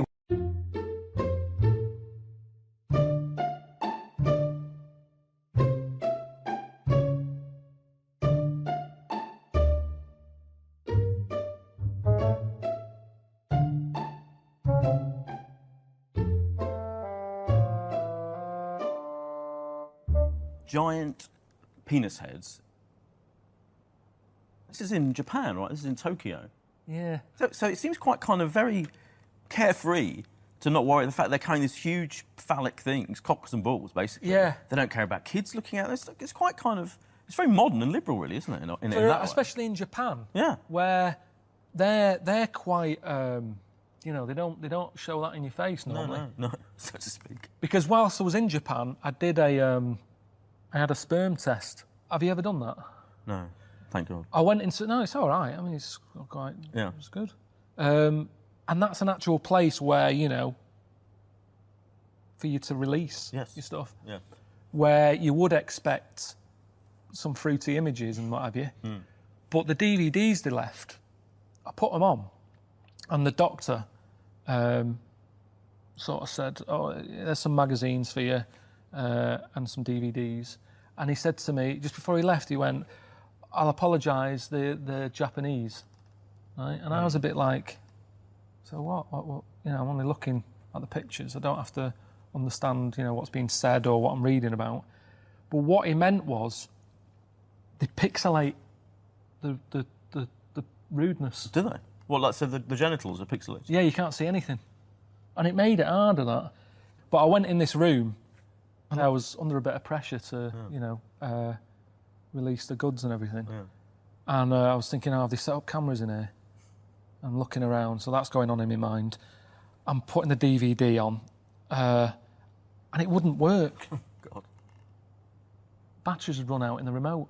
So I was in there, Richard, the director's outside, going, all right, I'm going, just leave me alone. You know, I know that they know what I'm doing. The clock's going, the doctor had to get off because we went in the evening, he had plans for the evening, so he was like, can you hurry up? The battery was run out, I had to get a battery out of the clock in the room. So I was sort of shuffling about with my pants around my ankles, getting this battery out. It was just a really sort of, I don't know. It's not ideal. Bit, sort of felt a bit degrading. Yeah.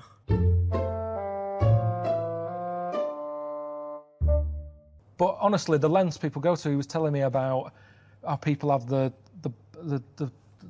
ball sack. Yes. The testicle. Back sack and crack. Not just that anymore. Oh, what do they have now? Ironed. Oh, what? No. Oh, chimpanzee that! Monkey news, earlier than usual.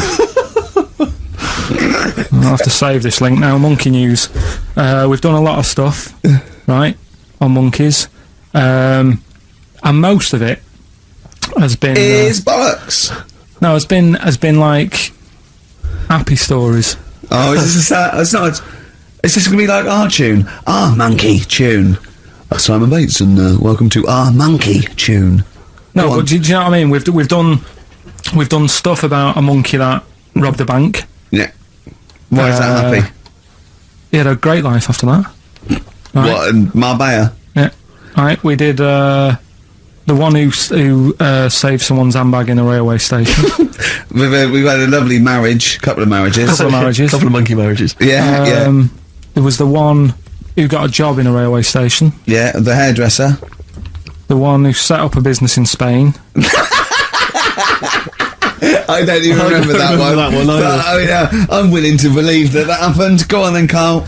But anyway, yeah. So today's isn't that happy really. It's about some monkey. I think it was a chimp. Who's an ape? Go on. It tried to. I mean, the story set us off at a sort of a weird thing. Yeah. It's something about he went to Russia to do some business. What are you talking about, Carl? It jumped past that bit though. It didn't start there. What? Do you know what I mean? It didn't tell you what he was doing. It just said, "There's this monkey went to Russia to do some business, do some stuff. I don't know. Bit of monkey business." And anyway, didn't work out. So, they were furious. We wanted a surgeon. You send us a monkey. Anyway, ended up being homeless. Oh no! So what's taking a turn for the worst? What? Couldn't even get into like a tree hostel or anything like that. That's the problem. And God! Ended up homeless. Got in with some tramps. I don't know where to start. Come on. So he's knocking about with some tramps and stuff. Sharing drink and what have you around a little fire. They broke into some home, not sort of squatted. Right, so not homeless anymore. Problem was, he had a roof over his little area head. Yeah. And he goes, "Oh, this is good. This is we're having a good time. This is sorting me out." Yeah. He had his He mate. said that in Russian though. Did he? What was he eating? I don't know. It didn't say. But they're in this house. Well, he could only be eating sort of like fruit, nuts, vegetables. I mean, they classically sort of don't eat pork pies and. But they've got drink McDonald's coffee. in Moscow now, so sure, you probably chow down on that. Yeah. Anyway, there was a bust. What? There was a bust in the flat that they were squatting in. All the other tramps sort of knew what was going on, legged it, left little chimps out there, got arrested. And they thought it was a real fella at first. They were like, get him, he's obviously just a scruffy bloke who hasn't had a shave and stuff. Yeah. Hasn't shaved his back for a while. Or his face. Yeah. His head. Got him down the station, and the boss was like, "What's going on here? We've got a monkey here." He was like, "What?" So you arrested a monkey. Well, so the arresting officers hadn't noticed all the way to the station that he kept slipping out of the handcuffs and was going for the entire journey. They didn't notice till they got there. What, did they put a hood over his head maybe and just like, I don't know. I'll give you the story if you want. There's the headline. What is it? What's the headline, Steve? I don't want to see it, but... The headline, this is once again from supposedly reputable news organisation Ananova, homeless monkey arrested in Russia. Did you read on, or did you see the headline and make up that whole story? Most of it is there. What isn't there? What bit isn't there, then? No, I think Steve can have a look over it, check it out and stuff. Point out the embellishment for me, Steve, will you? Well, what it doesn't say is that the police didn't realise it was a monkey. That's what I was guessing. Really? That they got it back and said, "What are you doing? We've got a monkey," and they go, "Yeah." Oh God. There's some more monkey problems in the week. Have you seen the Alfords advert with monkeys in? No. There's a new advert out for Alfords selling bikes and stuff. Yeah. Got some monkeys in it. It's caused an uproar. Why? People are saying it's dressing them up in tracksuits and that is taking the mickey out of Manchester. Just, it's not nice for the animals and that. So there's been loads of complaints. Will they get a free bike or something? Do they? I imagine. I think they kept the tracksuits. Yeah. Shall I record that's after this cheeky freak of the week? No, I'm just saying we're not doing this to sort of again take the mickey out of the animals and stuff. These are true stories and that. But yeah, coming next, freak of the week. At the radio station, Hammond dragged us straight into a planning meeting with the show's rather nervous-looking producers. Fill this in.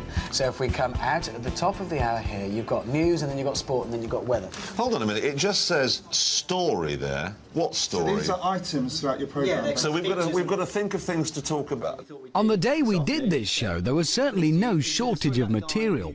John Prescott, for instance, had been caught with his trousers down. Is this not the single most amazing story ever?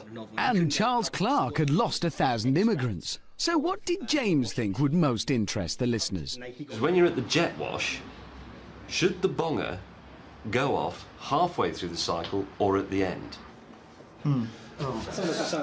Also, the show was going out live, which could be a problem, given the loose connection between Jeremy's brain and mouth. Right, the average weekly audience is about 250 to 300,000. Not all of them are in invalid carriages. Oh! Get this idea out of your head, Sorry, please. you said invalid carriages. Well, what's the matter? You will make sure he doesn't say things like that this afternoon. What? Right, now I want you to show me how I can solve this 8-foot gorilla. What do you suggest I do? The meeting rambled on for ages, during which time nothing got sorted. The idea of reading the news butt naked. Almost. And then, with just over an hour to go... I still don't understand any of this. So, at 1:15 and 1:45, there are the headlines that James can read. With half an hour to go, Jeremy suddenly announced, worryingly, that he'd been working on a plan. Tonight, there won't be a single queue or jam in this region because I'm doing the travel on this show. With 0 hour fast approaching, even Jeremy got busy. Got it. As I acquainted myself with the studio, James set about mastering some of the station's other technical equipment. With just a few minutes to go, 250,000 Southern Counties listeners were starting their journeys home. Richard, where's the turntable? Brought the records. Jeremy, there is no turntable.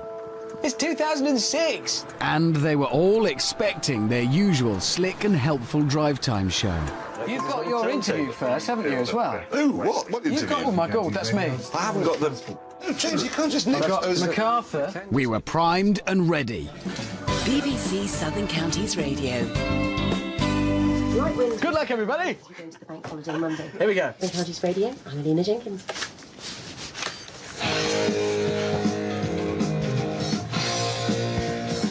That shouldn't have happened. I'm going to fade it out, and then you're going to talk. Right.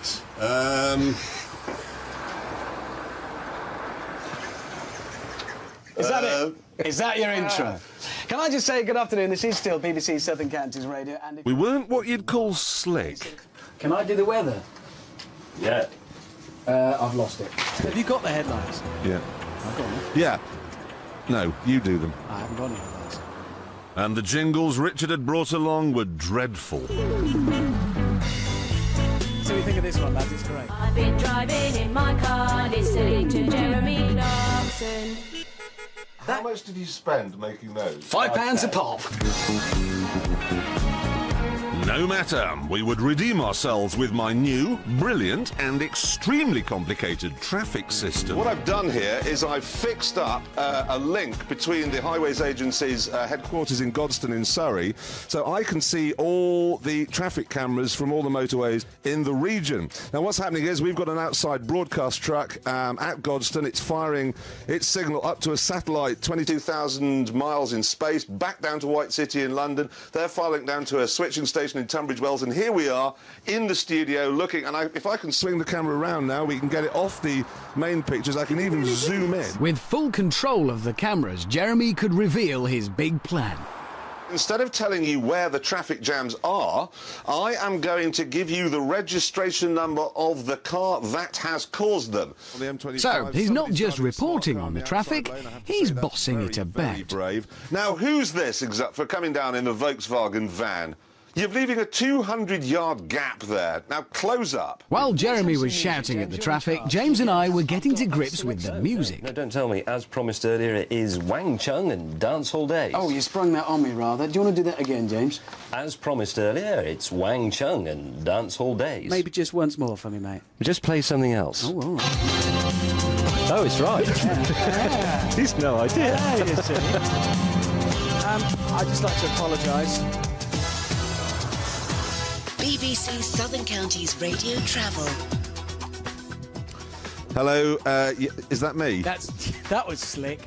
It was time for another of Jeremy's rubbish travel reports. Oh, no, look! Somebody, here we go. Somebody in a... It seems to be a Land Rover Discovery has jackknifed while carrying a trailer. No, it's a 4x4. It's a good job it was. That's why he's still alive. Lucky he didn't listen to the Liberal Democrats on that one. The two outer lanes of the motorway, please get out of them because they're blocked by an idiot in a Mitsubishi who's managed to crash into his own trailer. And people are moving over far too soon, which means that the motorway network is not being fully utilised. We paid for it, drive right up to the crash, use it, and then get your window down and tell the man exactly what you think of his driving. Precisely. Oh no, what we've got here is a travel flash, actually. My thanks to Janice.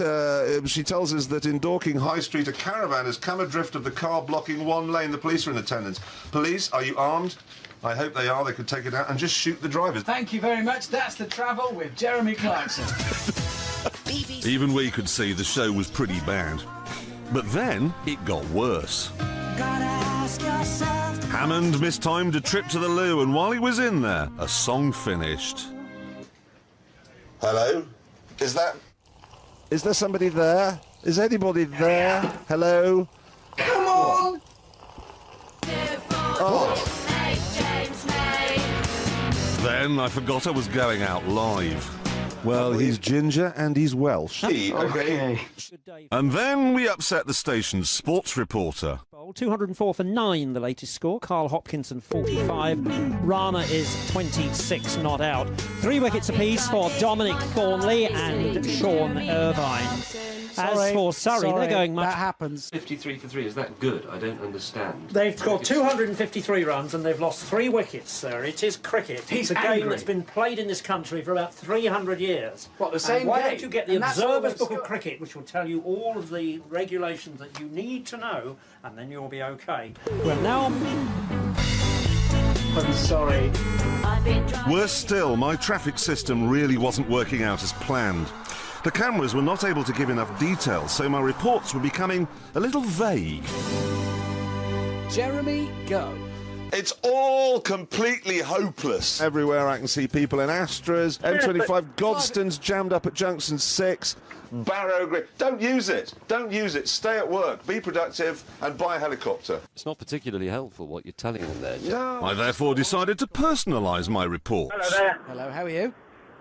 Bit fed up as I can't work out whether I'm supposed to be turning off the M25 or not. We're trying to get home tonight. Where are you? So you're I'm going anti-clockwise. Anti-clockwise. You, my son, have had it. Oh, thanks a lot. I'm screwing it up. With the traffic system ruined, we were running out of things to say. Which is, if you use a jet wash, should the bonger on each cycle go off at the end of the cycle or in the middle? If the bonger goes off at the end of the foamy brush cycle and you've only done the bonnet, you've had it. The switchboard began to light up with angry listeners, one of whom was called Mrs. Smith. Mrs. Smith. Hello, Mrs. Smith. I came home from work at 5 o'clock, and what a load of rubbish this is, and I think it's absolutely dreadful. I've been an avid listener to Southern Counties for a number of years. For God's sake, bring back Dominic, Busby and all the rest of them. Yeah. It's all a load of rubbish. Thank you and good night. With the locals ready to lynch us, we decided to get out early. This is a 9-minute song. By the time it's over, our show's over. Do you want to walk through Brighton after the show we just did? I've got the car round the back. By the time this is over, we can do it. No, just back. Down the backstairs. Sorry, down the stairs. Yeah. Right. I'm going. Sorry. MacArthur's Park is melting in the dark.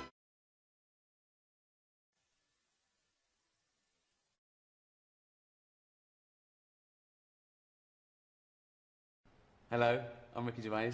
I'm here in London, in my office, but I'm not writing another award-winning series. No, I'm chilling out with my friend. Look who it is. It's only Elmo. Hi, everybody. Hey. Thank you. Thank you. Throw money. That's a little joke.